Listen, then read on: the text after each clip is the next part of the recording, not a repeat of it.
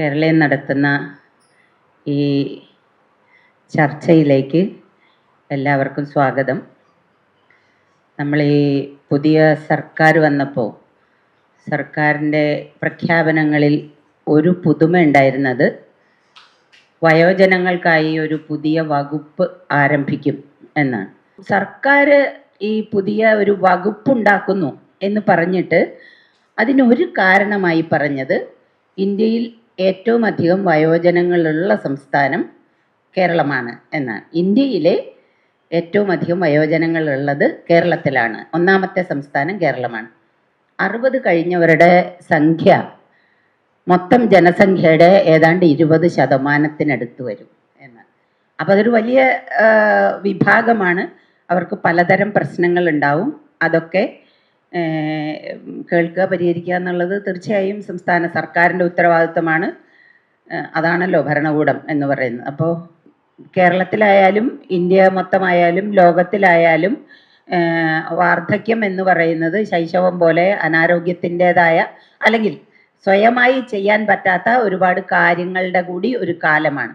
അക്കാലത്ത് അന്തസ്സോടെ ജീവിക്കാൻ പറ്റുക, അന്തസ്സോടെ ജീവിച്ച് മരിക്കാൻ പറ്റുക എന്നുള്ളത് മനുഷ്യൻ്റെ അവകാശമാണ്. അപ്പോൾ ആ അവകാശം ഞാൻ സത്യത്തിൽ വിചാരിക്കുന്നത്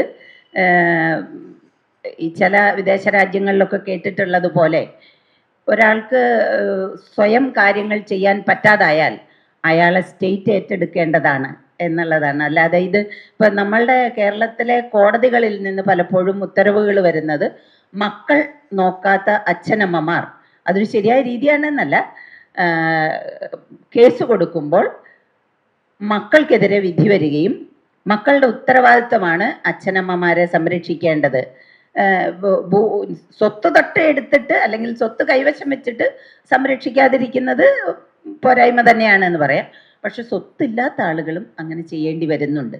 അച്ഛനമ്മമാരാണ് എന്നുള്ളത് കൊണ്ട് നിവൃത്തിയില്ലാത്ത മക്കൾ അല്ലെങ്കിൽ അച്ഛനമ്മമാരുടെ സ്വഭാവ ദൂഷ്യമുണ്ട്. അവർക്ക് വയസ്സാകുമ്പോൾ ഒരുപാട് പ്രശ്നങ്ങളുള്ള ആളുകളുണ്ടല്ലോ.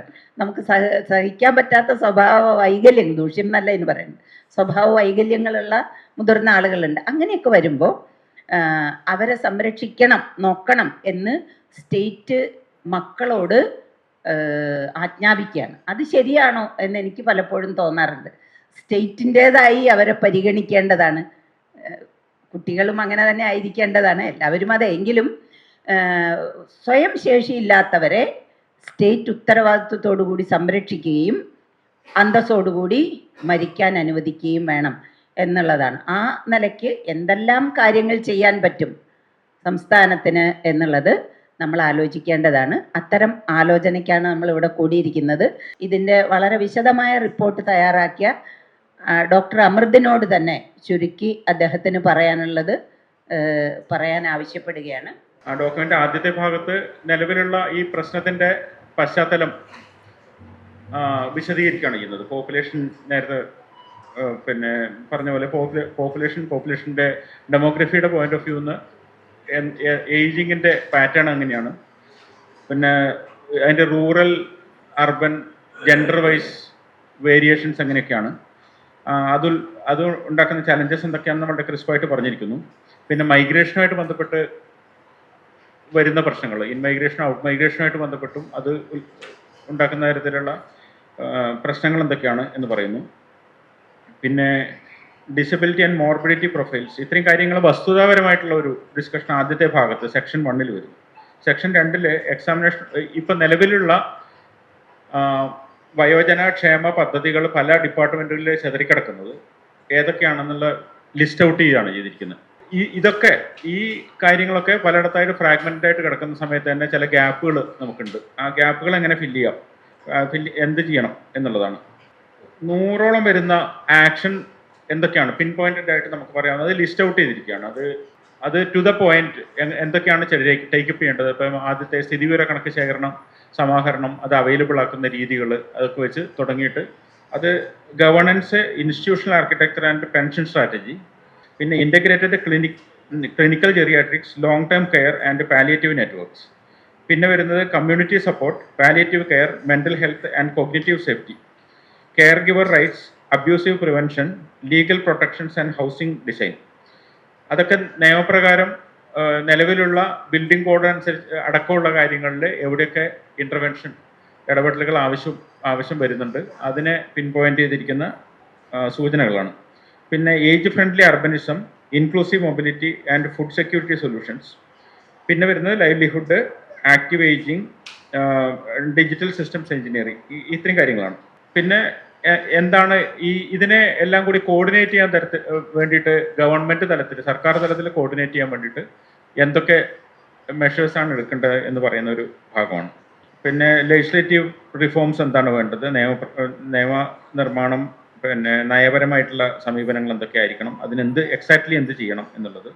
പിന്നെ ഇന്റർ ഡിപ്പാർട്ട്മെന്റൽ കൺവെർജൻസ്, പല ഡിപ്പാർട്ട്മെന്റിലുള്ള ആക്ടിവിറ്റീസ് ഒരുമിച്ച് കൊണ്ടുവരാൻ എന്ത് ചെയ്യണം. പിന്നെ മോണിറ്ററിംഗ് ആൻഡ് എവാലുവേഷനുള്ള ഒരു ഫ്രെയിംവർക്ക്. ഇത്രയും കാര്യങ്ങളാണ് ഇതിൻ്റെ മെയിൻ പ്രധാനമായിട്ടുള്ളത്. നേരത്തെ സാമൂഹ്യനീതി വകുപ്പാണ് ഇത് കൈകാര്യം ചെയ്യുന്നത്. വിദ്യാഭ്യാസത്തിനും ആരോഗ്യത്തിനും എടുത്തിട്ടുള്ള ഒരു ഷോർട്ട് കട്ടായിരുന്നു. ശരിക്കും പഠിക്കാൻ പറ്റാത്ത ബുദ്ധിവൈകല്യമോ അങ്ങനെയുള്ള വൈകല്യമുള്ളവരെ സോഷ്യൽ ജസ്റ്റിസിന് വിടുക, എന്നിട്ട് കുറച്ച് ആൾക്കാർക്ക് ഗ്രാൻഡ് കൊടുക്കുക, അവിടേക്ക് ഇടയ്ക്ക് ഇൻസ്പെക്ഷനൊക്കെ നടത്തുക, കുറേ കാര്യങ്ങൾ പ്രഖ്യാപിക്കുക. ആ ഒരു രീതിയിലാണ്. അതായത് നമ്മുടെ കുട്ടിയല്ല, വിദ്യാഭ്യാസ മന്ത്രിയുടെ ഉത്തരവാദിത്തമല്ല, ആരോഗ്യമന്ത്രിയും അത് തന്നെയാണ് ഒരു രീതിയിൽ ചെയ്തു വരാൻ ഉദ്ദേശിച്ചുകൊണ്ടിരുന്നത്. അപ്പോൾ സോഷ്യൽ ജസ്റ്റിസിന് കൊടുക്കുമ്പോൾ അങ്ങനെ ഒരു പ്രശ്നമുണ്ട്. കുറേ കാര്യങ്ങൾ നടന്നിട്ടുണ്ട്. അത് നടന്നത് ഇങ്ങനെ എന്താ പറയുക, ചില വണ്ടികൾ സ്റ്റേഷനിലൊക്കെ കുറേ നേരം കിടക്കില്ല, അതുപോലെ ഉള്ളൊരു പ്രശ്നമുണ്ട്.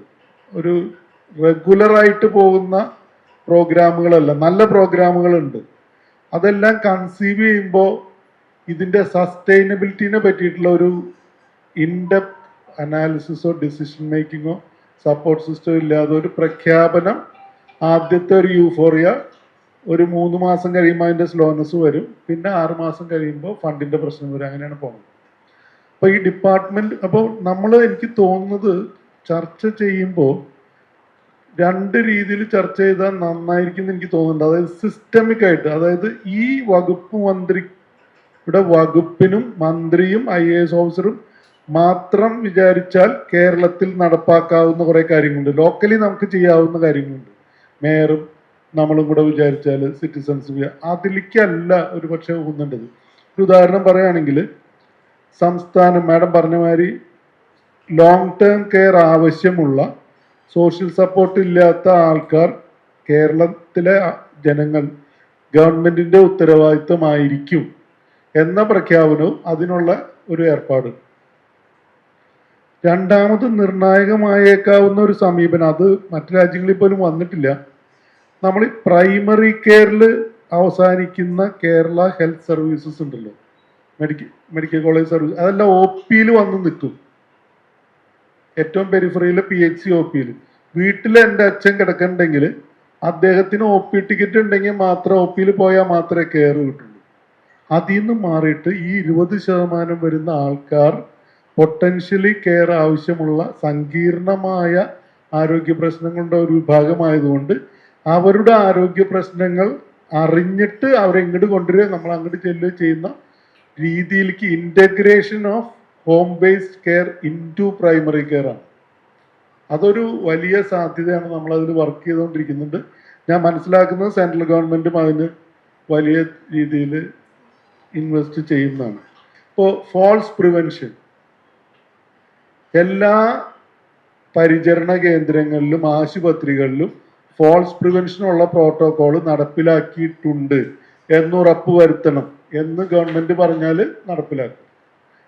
അപ്പോൾ അതൊരു പോളിസി ആയിരിക്കണം. ഇവിടെ രോഗമുള്ള രണ്ട് കാര്യമാണ് പറഞ്ഞത്. ഇപ്പോൾ രോഗമുള്ള സമയത്ത് ഞാൻ വയ്യാണ്ട് കിടക്കുമ്പോൾ ഏറ്റവും കൂടുതൽ ഫോൾ ഉണ്ടാവുക. ഡിസ്ചാർജ് ചെയ്തിട്ടുള്ള ഏതാനും ആഴ്ചകൾ ഞാൻ ഫുൾ റിക്കവർ ചെയ്യുന്ന സമയത്താണ് വീട്ടിൽ വെച്ച് കൂടുതൽ ഫോൾ ഉണ്ടാവും. പിന്നെ മറ്റു കുറേ എൻവയൺമെൻറ്റൽ ചേഞ്ച്. അപ്പോൾ ഫോൾസ് പ്രിവെൻഷൻ ഒരു മേജർ ലൈഫ് ത്രെറ്റ്, ഫോൾസ് ഒരു major life threatening, life shortening കണ്ടീഷനാണ്. അപ്പം ഇതിലൊക്കെ പോളിസി ഇൻഡിവിജ്വലായിട്ട് ചെയ്യാൻ പറ്റില്ല.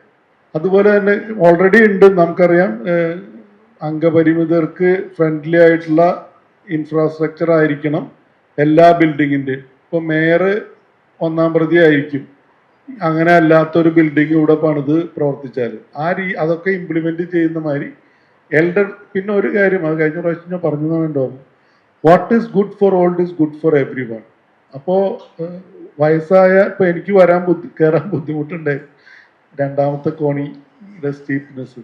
അപ്പോൾ അത് നന്നായി അതുപോലുള്ള അസൗകര്യങ്ങൾ ലഘൂകരിച്ചാൽ ബാക്കി എല്ലാവർക്കും, അംഗപരിമിതർക്കും കുട്ടികൾക്കും ഗർഭിണികൾക്കും എല്ലാം ബുദ്ധിമുട്ട് കുറയും എന്ന ഒരു നല്ല കാര്യം കൂടി ഉണ്ടെന്നുള്ളതാണ് എനിക്ക് തോന്നുന്നത്.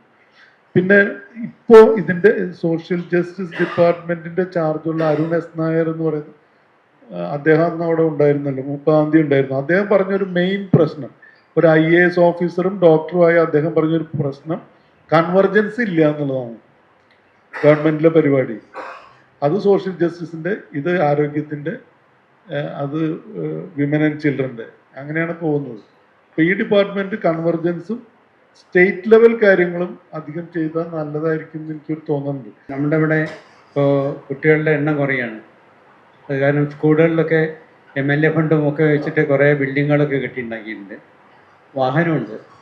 അപ്പോൾ എന്തുകൊണ്ട് ഈ വാഹനങ്ങളെ ഈ സ്ഥല സൗകര്യം വൃദ്ധജനങ്ങൾക്കുള്ള പകൽ വീടുകളാക്കി മാറ്റുകയും അവിടെ തന്നെ അവിടുത്തെ ഉച്ചഭക്ഷണത്തിന് വേണ്ട സഹായങ്ങളൊക്കെ ഇവർ തന്നെ ചെയ്യുക എന്ന് വെച്ചാൽ ഇവരുടെ ഒരു ക്രിയേറ്റിവിറ്റിക്കുള്ള ഒരു എക്സ്പ്രഷനുള്ള സമയം, ഒരു സ്പേസ് കൂടെ കൊടുക്കുക.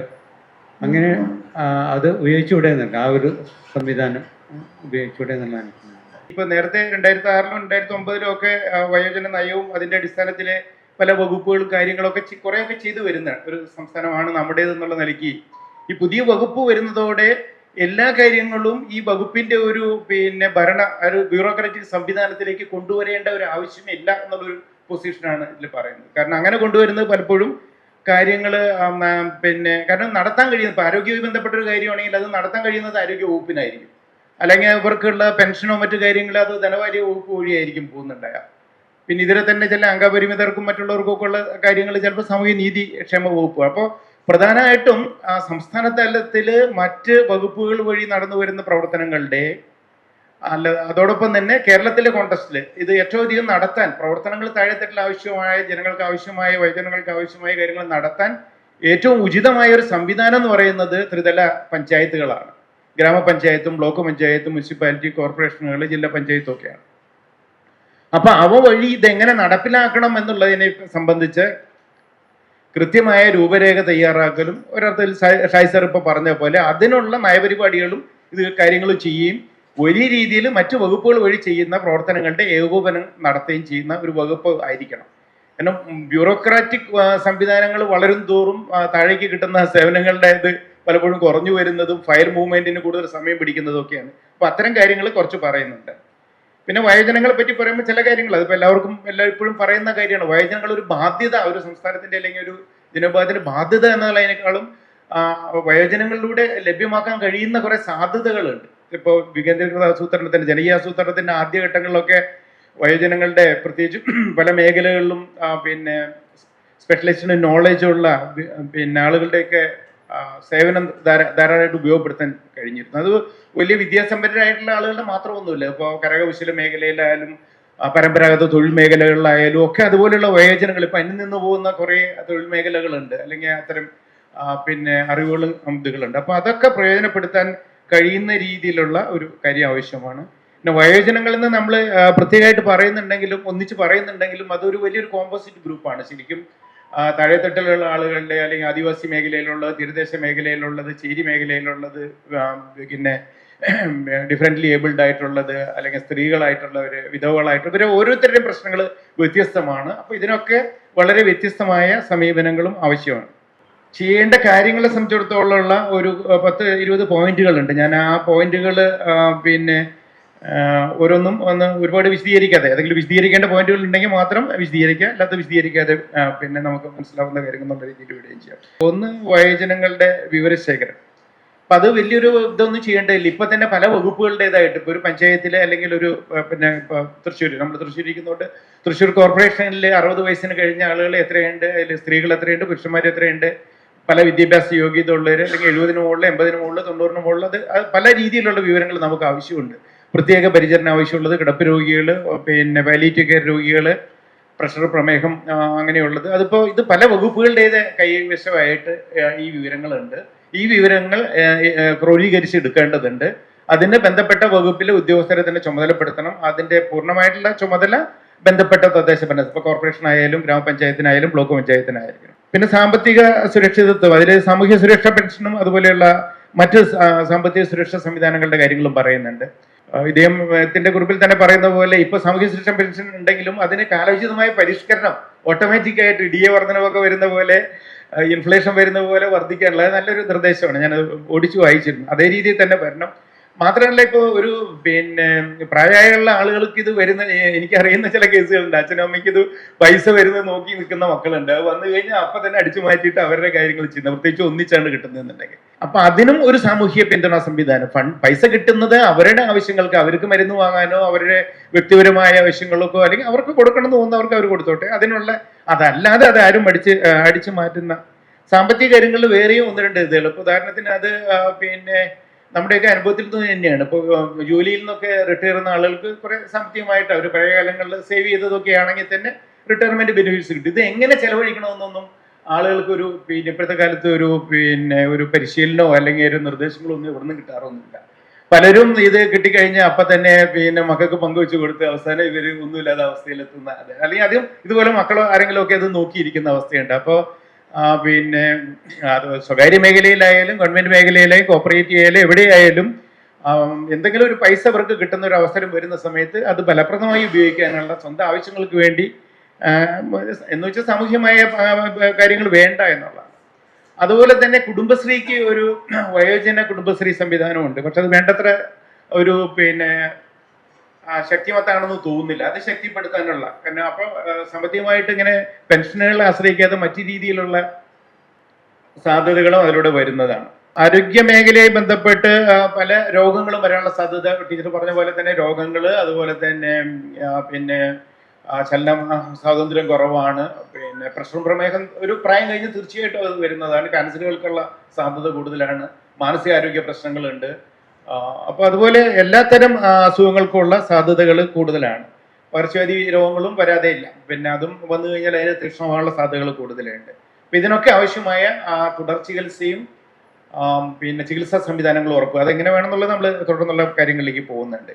ഇപ്പൊ രോഗപ്രശ്നങ്ങളും അതിന്റെ ചികിത്സ എന്നുള്ളതിലേക്ക് അതിന് മുമ്പ് തന്നെ ആരോഗ്യവർദ്ധക പ്രവർത്തനങ്ങൾ, ഹെൽത്ത് പ്രൊമോഷൻ ആക്ടിവിറ്റീസിനുള്ള, അതിപ്പോ വ്യായാമമായാലും ഭക്ഷണത്തെക്കുറിച്ചുള്ള അവബോധമായാലും ഉറക്കശീലത്തെക്കുറിച്ചുള്ളതായാലും പേഴ്സണലായിട്ടുള്ള യോഗയോ മറ്റതുപോലെ ഇതിനെക്കുറിച്ചൊക്കെ ഉള്ള ആരോഗ്യവർദ്ധക പ്രവർത്തനങ്ങൾക്കുള്ള അറിവും അതുപോലെ തന്നെ അതിനുള്ള സംവിധാനങ്ങളും അത് താഴെത്തട്ടിൽ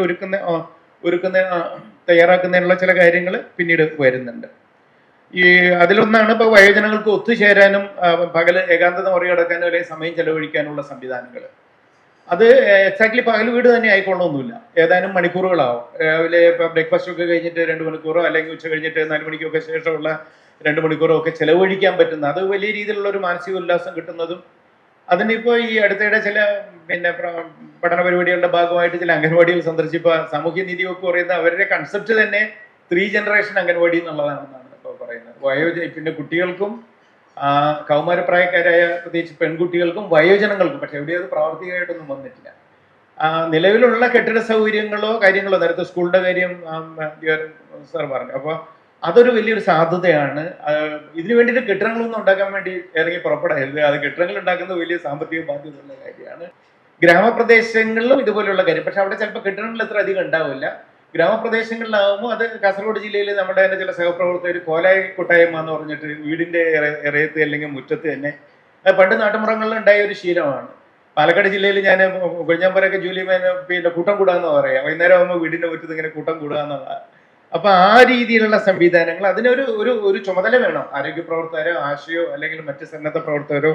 അതുപോലെയുള്ള പകൽ വീടുകൾ വേണ്ടി വരില്ല എന്ന് നമുക്ക് പറയാൻ പറ്റില്ല. കാരണം വീട്ടിൽ അതിനുള്ള സൗകര്യങ്ങളില്ലാത്ത പൂർണ്ണമായിട്ടും പകൽ വീട്ടിൽ തന്നെ താമസിക്കേണ്ടത്. പക്ഷെ അത് പലപ്പോഴും ആദ്യകാലങ്ങളിൽ ഫസ്റ്റ് ജനറേഷൻ പല സ്ഥലങ്ങളിലും പഞ്ചായത്തുകളുടെ മുൻകൈയിൽ തുടങ്ങിയത് അതേ രീതിയിൽ മുന്നോട്ട് പോയിട്ടില്ല.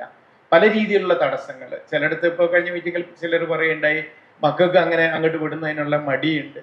അതല്ല, വേണ്ട രീതിയിലുള്ള സൗകര്യങ്ങളും കാര്യങ്ങളും നമുക്ക് അവിടെ പലപ്പോഴും ഒരുക്കാൻ കഴിയാറില്ല, ഇൻഡിവിജ്വലൈസ്ഡ് കെയർ കൊടുക്കാൻ കഴിയില്ല. പക്ഷെ അതെല്ലാം പരിഗണിച്ചുകൊണ്ട് ആവശ്യമായ സ്ഥലങ്ങളിൽ പകൽ വീടുകൾ, അതിനുള്ള ഒരു അനുകൂലമായ സാഹചര്യം ഉണ്ടെങ്കിൽ മാത്രമാണ് അതിന് ഇറങ്ങി പുറപ്പെടാവുക. അല്ലെങ്കിൽ കെട്ടിടം ഉണ്ടാക്കി വെറുതെ ഇടുന്ന ഈ തൃശ്ശൂർ റൂട്ടിൽ ഇങ്ങനെ ട്രെയിൻ വരുമ്പോൾ ഒരു പിന്നെ കാട് പിടിച്ച് കിടക്കുന്ന സ്ഥലത്ത് പകൽ വീട് എന്നുള്ളൊരു ബോർഡ് എപ്പോഴും കാണാറുണ്ട്. തൃശ്ശൂർ കൊല്ലൂർ എത്തുന്നതിന് മുമ്പാണ് തോന്നുന്നത്. നഗരസഭകൾ വയോജന സൗഹൃദം. ഇപ്പൊ കഴിഞ്ഞ പ്രാവശ്യം ഞങ്ങൾ ഇതുപോലെ ചർച്ച ചെയ്തു വന്നപ്പോൾ ഈ തൃശ്ശൂർ നമ്മുടെ പറമ്പിന്റെ ഒരു ഭാഗം വയോജന സൗഹൃദമാക്കി വയോജനങ്ങൾക്ക് വൈകുന്നേരം വന്നിരിക്കാനൊക്കെ ഉള്ള സ്ഥലവും സൗകര്യമൊക്കെ ഒരുക്കുന്നതിനെ പറ്റി. അപ്പൊ എല്ലാ സ്ഥലത്തും അതിനുള്ള സാധ്യതകൾ നഗരങ്ങളിൽ വളരെ കൂടുതലുണ്ട്. വയോജന സൗഹൃദമാക്കുക എന്ന് പറയുന്നത് പിന്നെ വേറൊരു കാര്യം. അത് വീടും വയോജന സൗഹൃദമാക്കണം, വീടുകളും പലതും വയോജന സൗഹൃദമല്ല. ചെറുപ്പക്കാർക്ക് വേണ്ടിയിട്ട് നമ്മൾ കൂടുതൽ സൗകര്യങ്ങൾ ഒരുക്കുമ്പോൾ കൂടുതൽ പിന്നെ തെന്നി വീഴാനുള്ള സാധ്യത കൂടുതലാണ്. പല രീതിയിലുള്ള ലൈറ്റിങ്ങും പല ലെവലുകളിലും ഇപ്പൊ നമ്മൾ പഴയ രീതിയിലുള്ള പ്ലാനിങ്ങിലാണെങ്കിൽ ഒറ്റ ലെവലായിരിക്കും, ഇതിപ്പോൾ പല ലെവലുകളൊക്കെ ഉണ്ടാവും. പക്ഷെ ഇതൊക്കെ പ്രായമുള്ളവർക്ക് അസൗകര്യങ്ങൾ 2 നിലയാവും, മുകളിൽ കയറാൻ പറ്റില്ല.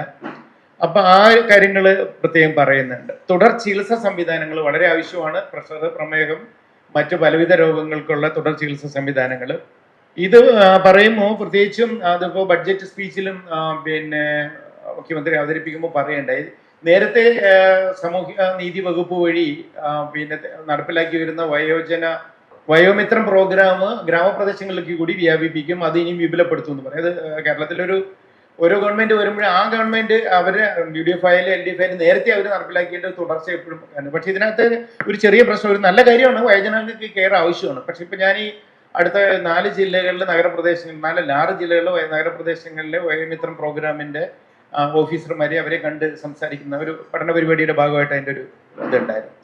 എന്ന് വെച്ചാൽ ഈ വയോമിത്രം പരിപാടി വരുന്ന സമയത്ത് വയോമിത്രയേ ഉള്ളൂ. അന്നേരം ആരോഗ്യവകുപ്പിന്റെ ജീവിതശൈലി രോഗ പരിപാടി ഇത്ര വിപുലമായിട്ട് വന്നിട്ടില്ല. ഇപ്പൊ ആരോഗ്യവകുപ്പിന്റെ ജീവിതശൈലി അതും രണ്ടും ഒന്ന് തന്നെയാണ്. പ്രഷറിനും പ്രമേഹത്തിനുള്ള മരുന്ന് കൊടുക്കലാണ്. ഇവർ വണ്ടിയായിട്ട് താഴോട്ട് പോകുന്നു, അവിടെ ക്യാമ്പ് നടത്തുന്നു. അപ്പോൾ ഈ വയോമിത്രം പരിപാടി കൂടുതൽ വ്യാപിപ്പിക്കുന്ന സമയത്ത് വെറും ഒരു ഡ്യൂപ്ലിക്കേഷനായി മാറാതെ ആരോഗ്യവകുപ്പിന്റെ പരിപാടിയായിട്ട് സംയോജിപ്പിച്ച് അത് നടപ്പിലാക്കുന്ന ഒരു സംവിധാനം ഉറപ്പുവരുത്തേണ്ടതാണ്. കാരണം അവർ തന്നെ പറയുണ്ടായി, നേരത്തെ നമുക്ക് വന്നുകൊണ്ടിരുന്നവർ പലരും ഇപ്പോൾ നമ്മൾ ചിലപ്പോൾ വരുന്നില്ല. നോക്കുമ്പോൾ അവർ മറ്റേ ആരോഗ്യ ഉപകേന്ദ്രം വഴി ആ മരുന്നുകളും കാര്യങ്ങളൊക്കെ അവർക്ക് കിട്ടുന്നുണ്ട്. പിന്നെ എന്തിനാ അവർ വരുന്നതെന്നാണ് അവർ ചോദിക്കുന്നതെന്ന്. അപ്പൊ നമ്മൾ ഒരു സംവിധാനം തുടങ്ങി കഴിഞ്ഞാൽ ഇത് ഏത് ഗവൺമെന്റിന്റെ കാലത്ത് തുടങ്ങി അത് പിന്നീടൊന്നും ഇന്റഗ്രേഷൻ ഒന്നും സാധ്യമല്ല, ചെയ്യാൻ പറ്റില്ല. അത് അങ്ങനെ തന്നെ നിൽക്കണം, ആ പേര് തന്നെ നിലനിർത്തണം. അങ്ങനെ വാശി പിടിക്കാതെ ജനങ്ങൾക്ക് സേവനം കിട്ടുന്ന രീതിയിൽ അത് ചെയ്യേണ്ടതാണ്. ഗ്രഹകേന്ദ്രീകൃതമായ സംവിധാനം, അതിന്റെ പ്രാധാന്യം ഷൈസാർ പ്രത്യേകം പറയുകയുണ്ടായി. അതിനൊരു യാതൊരു സംശയവുമില്ല. പാലിയേറ്റീവിന്റെ അത് നമുക്ക് അതിന്റെ വ്യക്തമായ തെളിവുകളുണ്ട് അതിന്റെ. അപ്പൊ അതിൽ ഏറ്റവും നല്ലൊരു പിന്നെ നിർദ്ദേശമായിട്ട് ഇതിനകത്ത് പറയുന്നത്, അത് കഴിഞ്ഞ മീറ്റിംഗിലൂടെ ഞങ്ങൾ ചർച്ച ചെയ്തതാണെന്ന്, കേരളത്തിൽ ഇപ്പോൾ മിഡിൽ ലെവൽ സർവീസ് പ്രൊവൈഡർ എന്ന് പറഞ്ഞിട്ട് എല്ലാ ആരോഗ്യ ഉപകേന്ദ്രം വഴി ഗ്രാമപ്രദേശങ്ങളിൽ ഒരു സ്റ്റാഫ് നഴ്സ്, ചിലർ BSc നഴ്സിംഗ് കഴിഞ്ഞവരാണ്, ചിലർ പിന്നെ മറ്റേ നഴ്സിംഗ് കോഴ്സ് കഴിഞ്ഞവരാണ്, അവർ പോസ്റ്റ് ചെയ്തിട്ടുണ്ട്. അവരുടെ പ്രവർത്തനങ്ങളും ഞാൻ ഈ നേരത്തെ പറഞ്ഞതുമായി ബന്ധപ്പെട്ട് എനിക്ക് കുറച്ചൊക്കെ പിന്നെ വിലയിരുത്താനുള്ള അവസ്ഥ. പക്ഷെ സത്യത്തിൽ അവരെ പോസ്റ്റ് ചെയ്തിട്ടുണ്ടെങ്കിലും 5500 ചില്ലാണോ ആരോഗ്യ ഉപകേന്ദ്രങ്ങളുണ്ട് കേരളത്തിൽ. അപ്പൊ അത്ര അധികം ആളുകളെ ദേശീയ ആരോഗ്യ മിഷന്റെ ഭാഗമായിട്ടാണ് പോസ്റ്റ് ചെയ്തിരിക്കുന്നത്. ഇപ്പൊ വളരെ കൃത്യമായിട്ടുള്ള ചില ചെറിയ രീതിയിലുള്ള പാലിയേറ്റീവ് പ്രോബ്ലം ഉള്ളവർ, ആശുപത്രിയിൽ നിന്ന് ഡിസ്ചാർജ് ചെയ്തവർ, അങ്ങനെയൊക്കെയുള്ള ചില കാറ്റഗറി തിരിച്ചിട്ടുള്ള ആളുകളുടെ പരിചരണമാണ് ഇപ്പോൾ അവരോട് പറഞ്ഞിട്ടുള്ളത്. പ്ലസ് ഈ പിന്നെ ടെലിഫോണിക് പിന്നെ കൺസൾട്ടേഷൻസ്, അതൊന്നും അത്ര സക്സസ്ഫുൾ ആയിട്ട് നടക്കുന്നില്ല.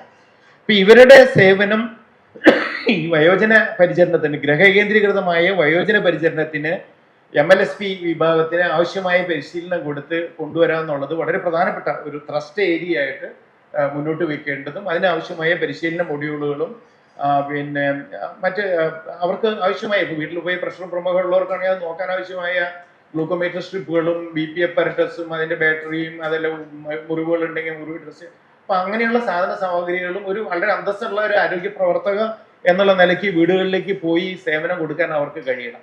നിലവിൽ അവരെ പോസ്റ്റ് ചെയ്തിട്ടുണ്ടെങ്കിലും ഈ നേരത്തെ പറഞ്ഞ രീതിയിലുള്ള ഒരു പിന്നെ അന്തസ്സുള്ള ആരോഗ്യ പ്രവർത്തക അവിടെ വരുന്നു എന്നുള്ള രീതിയിലുള്ള കെട്ടുമട്ടോടു കൂടിയുള്ള ഒരു സംവിധാനം ഇപ്പം ഇല്ല. ഇതിൽ നഗരപ്രദേശങ്ങളിൽ കോർ അർബൺ ഏരിയയിൽ ഇവരില്ല. അങ്ങനെ ഒരു രേഖയുണ്ട്. നഗരപ്രദേശത്തിന്റെ ചുറ്റുവട്ടത്തുള്ള ഇപ്പൊ ഇവിടെയുള്ള ഒല്ലൂര് അല്ലെങ്കിൽ പിന്നെ അങ്ങനെയുള്ള PSCകളുടെ ഏരിയയിൽ വരുന്ന സബ് സെന്റർ ഏരിയയിൽ ഇവരുണ്ട്. നഗരപ്രദേശത്തിന്റെ കോർ അർബൺ ഏരിയ എന്ന് പറയുന്ന സ്ഥലങ്ങളിൽ ഇല്ല. അപ്പൊ ഇവര് വഴി നല്ല രീതിയിലുള്ള ഗ്രഹ കേന്ദ്രീകൃതമായ പരിചരണങ്ങൾ കൊടുക്കാൻ കഴിയുന്നതാണ്. പിന്നെ ഇതേ രീതിയിൽ അത് ഞാൻ വിശദാംശങ്ങളിലേക്ക് പോയിട്ടില്ല. ഭിന്നശേഷിക്കാർക്ക് പ്രത്യേക രീതിയിലുള്ള പരിചരണം ആവശ്യമുണ്ട്, അത് കൊടുക്കേണ്ടതുണ്ട്. മാനസികാരോഗ്യ സേവനങ്ങൾ ആവശ്യമുള്ള ഒരുപാട് പേരുണ്ട് ഈ വിഭാഗത്തിൽ വരുന്നവർക്ക്. അവർക്ക് അത് ആരോഗ്യവകുപ്പിന്റെ ഇപ്പൊ നടപ്പിലാക്കി വരുന്ന ചില പരിപാടികളുണ്ട്. കാരണം ഏത് പ്രോഗ്രാമും നമ്മളിപ്പോ നിലവിൽ നടന്നു വരുന്നതിന്റെ ഒരു എക്സ്പാൻഷൻ അല്ലെങ്കിൽ അതിന്റെ ഒരു എക്സ്റ്റൻഷൻ, അതിന്റെ ഒരു ക്വാളിറ്റി ഇമ്പ്രൂവ്മെന്റ് ആ രീതിയിൽ കൺസീവ് ചെയ്യുന്നതാണ് സാമ്പത്തികമായിട്ടും മറ്റ് എല്ലാ കാര്യത്തിലും കൂടുതൽ ഫലപ്രദമായിരിക്കാം. അപ്പൊ ഇപ്പോഴുള്ള ജില്ലാ മാനസികാരോഗ്യ പരിപാടിയുണ്ട്, അത് ബ്ലോക്ക് തലം വരെ പോകുന്നുള്ളൂ. ഇപ്പോഴുള്ള സമ്പൂർണ്ണ മാനസികാരോഗ്യ പരിപാടി എന്ന് പറഞ്ഞിട്ട് പിന്നെ മരുന്ന് ക്രമത്തിന് കഴിക്കാത്തവരെ, അത് പക്ഷെ ഇടക്കാലത്ത് മോശമായി പോയി. അത് ആർദ്രം 1-ാം ഘട്ടത്തിൽ അത് കുറച്ചൊക്കെ നന്നായിട്ട് വന്നതാണ്. അല്ലെങ്കിൽ മാനസികാരോഗ്യ പ്രശ്നങ്ങൾ പ്രാഥമികാരോഗ്യ കേന്ദ്ര തലത്തിൽ വെച്ച് തന്നെ ചികിത്സിക്കുന്ന ആശ്വാസം ക്ലിനിക്ക്. അപ്പൊ അത്തരമുള്ള കാര്യങ്ങൾ കൂടുതൽ വിപുലപ്പെടുത്തിക്കൊണ്ട് ഇവർക്ക്, കാരണം ഇവരെയെല്ലാം പിടിച്ചിട്ട് ഏതെങ്കിലും ആസ്പത്രികളിൽ അഡ്മിറ്റ് ചെയ്യേണ്ട ഒരു കാര്യമൊന്നുമില്ല. ഈ മാനസികാരോഗ്യ പരിചരണത്തിന്റെ പിന്നെ എലിമെന്റ്സും ഗ്രഹകേന്ദ്രീകൃതമായ പരിചരണത്തിലൂടെ ഈ MLSP വിഭാഗത്തിലുള്ള staff nurse, middle level service provider വഴിയുള്ള ഇതിലേക്ക് കൊണ്ടുവരേണ്ടതാണ്. വയോജനങ്ങൾക്ക് പ്രത്യേകിച്ചും പിന്നെ മൂവ്മെന്റ്, അവരുടെ മൂവ്മെന്റിനെ കൂടുതൽ സഹായിക്കുന്ന രീതിയിലുള്ള വീൽ ചെയറുകളായാലും അതെല്ലാം സഞ്ചരിക്കാൻ കഴിയുന്നവർ ഇപ്പോൾ പലരും ഒന്നിച്ചേർന്ന് ടൂർ പോവുക, ടൂർ കോർഡിനേറ്റ് ചെയ്യുക. എറണാകുളം കേന്ദ്രീകരിച്ചുള്ള ഒരു NGO ഒക്കെ അങ്ങനെ ചെയ്യുന്നുണ്ട്. അപ്പൊ അതുപോലെയുള്ള അല്ലെങ്കിൽ സായാഹ്നത്തില് പിന്നെ ഇതുപോലെയുള്ള പൊതുസ്ഥലങ്ങളിലേക്ക്, പുരപ്പറമ്പ് പോലെയുള്ള സ്ഥലങ്ങളിലേക്ക്, അല്ലെങ്കിൽ UR സർ പറഞ്ഞ പോലെ സ്കൂൾ കുട്ടികളോടൊപ്പം പിന്നെ പോയിട്ട് അവിടെ സമയം ചെലവഴിക്കുന്ന ഏതെങ്കിലും പ്രത്യേക ക്ലാസ് റൂമുകൾ, അതുപോലെയുള്ള പ്രവർത്തനങ്ങൾ വളരെ ആവശ്യമാണ്. മറ്റൊന്ന്, അനാവശ്യമായ മെഡിക്കൽ ഇടപെടലുകൾ കുറയ്ക്കാനുള്ള പ്രവർത്തനങ്ങളും ലിവിങ് ബില്ലും.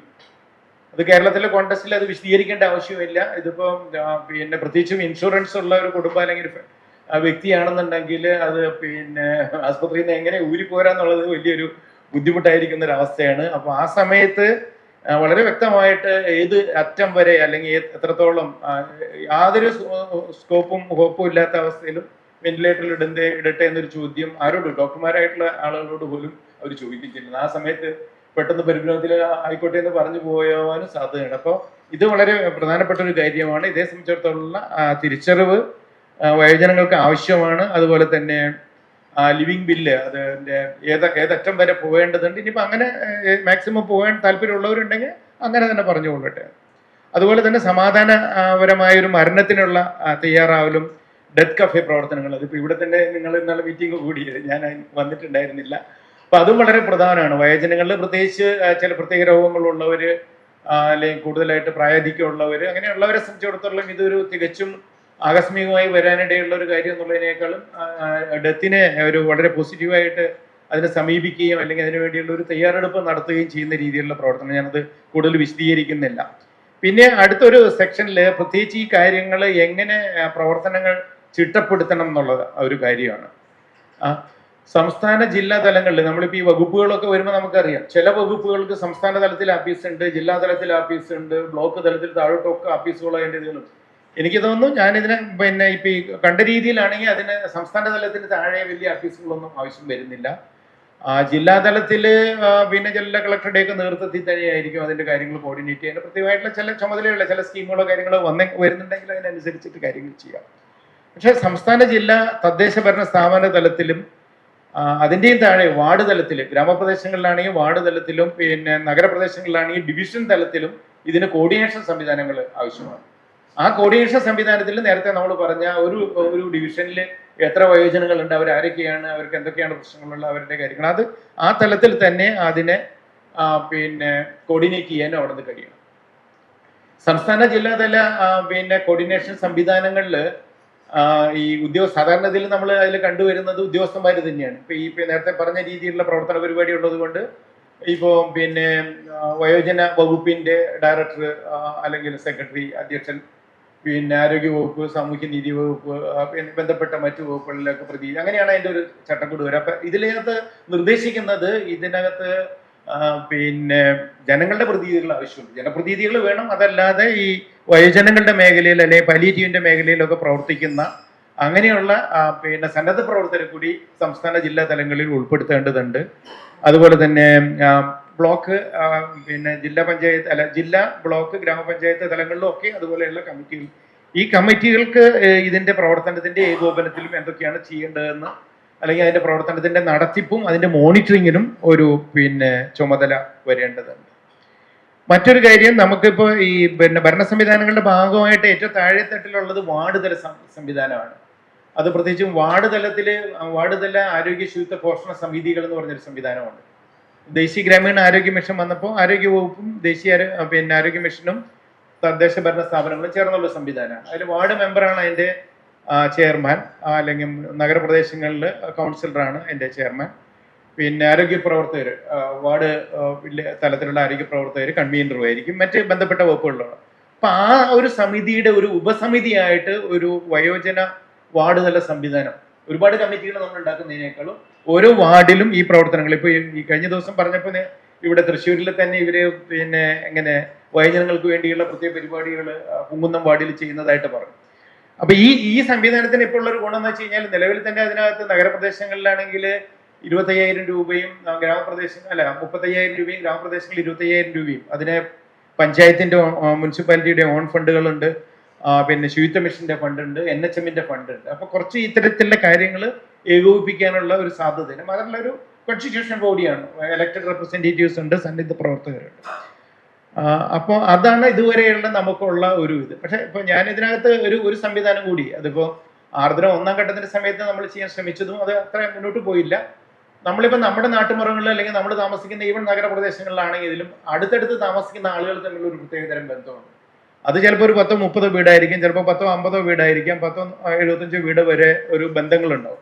അത്തരം വീടുകളുടെ ഒരു ക്ലസ്റ്റർ ഹൗസസിന്റെ ഒരു നെറ്റ്വർക്ക്, ആ ഒരു നെറ്റ്വർക്കും സംവിധാനത്തിന് ഈ പറഞ്ഞ കാര്യങ്ങൾ താഴെത്തട്ടില്ല. അവിടെയാണെങ്കിൽ ഇപ്പോൾ അവിടെ പെൻഷൻ കിട്ടിയിട്ട് പിള്ളേരെ അടിച്ചു മാറ്റിയോ, അത് പിന്നെ അവർക്ക് എന്തെങ്കിലും ചെയ്യാൻ പറ്റിയോ, മരുന്ന് വാങ്ങാൻ പറ്റിയോ, അതുപോലെയുള്ള കാര്യങ്ങൾ, അല്ലെങ്കിൽ അവിടെ ഗാർഹിക തലത്തിൽ ഇവർക്ക് തന്നെ ബുദ്ധിമുട്ടുകളോ പീഡനങ്ങളോ വരുന്നുണ്ടെങ്കിൽ അത് അറിയാനും മറ്റു കാര്യങ്ങളും ചെയ്യാൻ പറ്റും. അപ്പൊ അതുവരെയുള്ള ഒരു ക്ലസ്റ്റർ തലം വരെയുള്ള സാധ്യമാണ്, നടത്താൻ കഴിയുന്ന ഒരു കാര്യമാണ് അത്.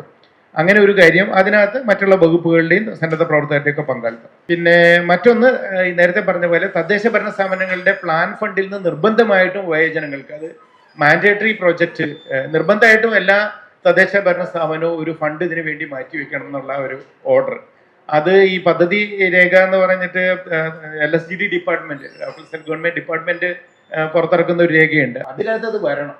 അപ്പോൾ ഉള്ളൊരു ഗുണം എന്ന് വെച്ച് കഴിഞ്ഞാൽ മൊത്തം പ്രോജക്റ്റുകൾ കിട്ടിക്കഴിഞ്ഞാൽ എൻ്റെ പിന്നെ മുകളിലെ ബ്ലോക്ക് ലെവലിൽ ജില്ലാ തലത്തിൽ നിന്ന് അനുമതി കൊടുക്കുമ്പോൾ വയോജന പ്രോജക്റ്റ് ഇല്ല, അപ്പോൾ പിന്നെ അവർക്ക് ഒരു പ്രോജക്റ്റിനും അനുമതിയില്ല. അപ്പോൾ ഉടനെ പിറ്റേ ദിവസം തന്നെ വയോജന പ്രോജക്റ്റ് അവർ എഴുതിയിട്ട് കൊണ്ടുവരും. അത് അങ്ങനെയുള്ളൊരു നിർദ്ദേശം വെച്ചിട്ടുണ്ട്. ഓൾറെഡി പല ഗ്രാമപഞ്ചായത്തുകളും, പല എന്ന് പറയാൻ പറ്റില്ല, ചില ഗ്രാമപഞ്ചായത്തുകൾ, ചില ബ്ലോക്ക് പഞ്ചായത്തുകൾ, ചില ജില്ലാ പഞ്ചായത്ത്, നഗരപ്രദേശങ്ങളിലൊക്കെ ചില പ്രോജക്റ്റുകളൊക്കെ നടപ്പിലാക്കി വരുന്നുണ്ട്.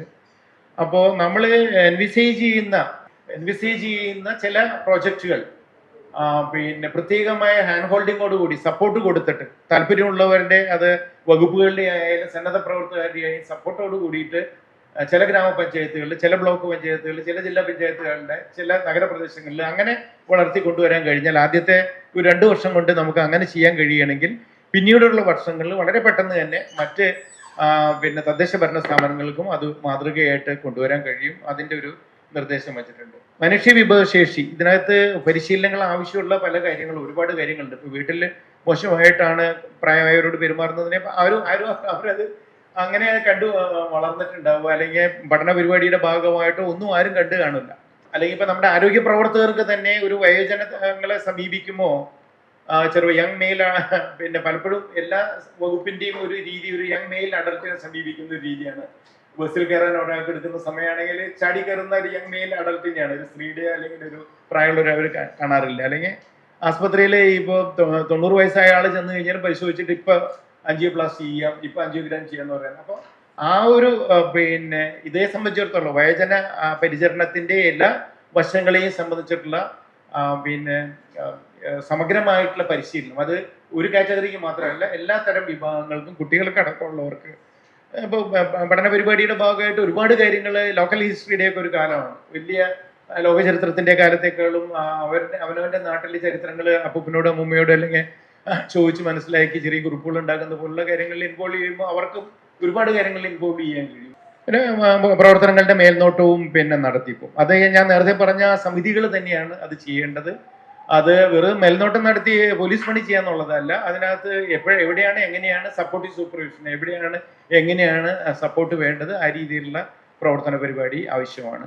ഞാൻ അരിമ്പൂർ ഗ്രാമപഞ്ചായത്തിൻ്റെ ഒരു പ്രവർത്തന മാതൃകയാണ് നിങ്ങളുടെ മുന്നിൽ അവതരിപ്പിക്കുന്നത്. നമ്മുടെ ജഗദീശൻ സാർ പറഞ്ഞ പല കാര്യങ്ങളും കഴിഞ്ഞ 8 വർഷം ആയിട്ട് പ്രായോഗികമായിട്ട് നടപ്പാക്കുന്ന ഒരു യൂണിറ്റാണ് അതിൻ്റെ പ്ലാൻ അടക്കം. അതിൽ നമ്മൾ കോൺസെൻട്രേറ്റ് ചെയ്തിട്ടുള്ള ഏരിയ എന്ന് പറഞ്ഞു കഴിഞ്ഞാൽ സോഷ്യലൈസേഷനാണ്, സാമൂഹ്യവൽക്കരണമാണ്. സാമൂഹ്യവൽക്കരണത്തിനെ കോൺസെൻട്രേറ്റ് ചെയ്യുമ്പോൾ മറ്റു ഘടകങ്ങളെയൊന്നും നിഷേധിച്ചുകൊണ്ടോ മാറ്റി നിർത്തിക്കൊണ്ടോ അല്ല, ഇതൊക്കെ അങ്ങനെ തന്നെ പ്രവർത്തിക്കാൻ അനുവദിക്കുകയും അല്ലെങ്കിൽ ആ പ്രവർത്തനങ്ങൾക്കൊക്കെ വേണ്ടത്ര സപ്പോർട്ട് കൊടുക്കുകയും അതോടൊപ്പം അത്തരം പ്രവർത്തനങ്ങളെ കുറച്ചുകൂടി നല്ല രീതിയിൽ നടപ്പാക്കാൻ വേണ്ടി സാമൂഹ്യ പിന്തുണ ഉറപ്പാക്കുന്ന സമാന്തരമായുള്ള ഒരു പ്രവർത്തനം എന്നുള്ള രീതിയിലാണ് ആരംഭിച്ചത് ഗ്രാമപഞ്ചായത്തിന്റെ നേതൃത്വത്തിലാണ്. അതുകൊണ്ട് പദ്ധതിയുടെ ഭാഗമായിട്ടാണ് കാര്യം പ്രത്യേകം ഓർമ്മിപ്പിക്കുകയാണ്.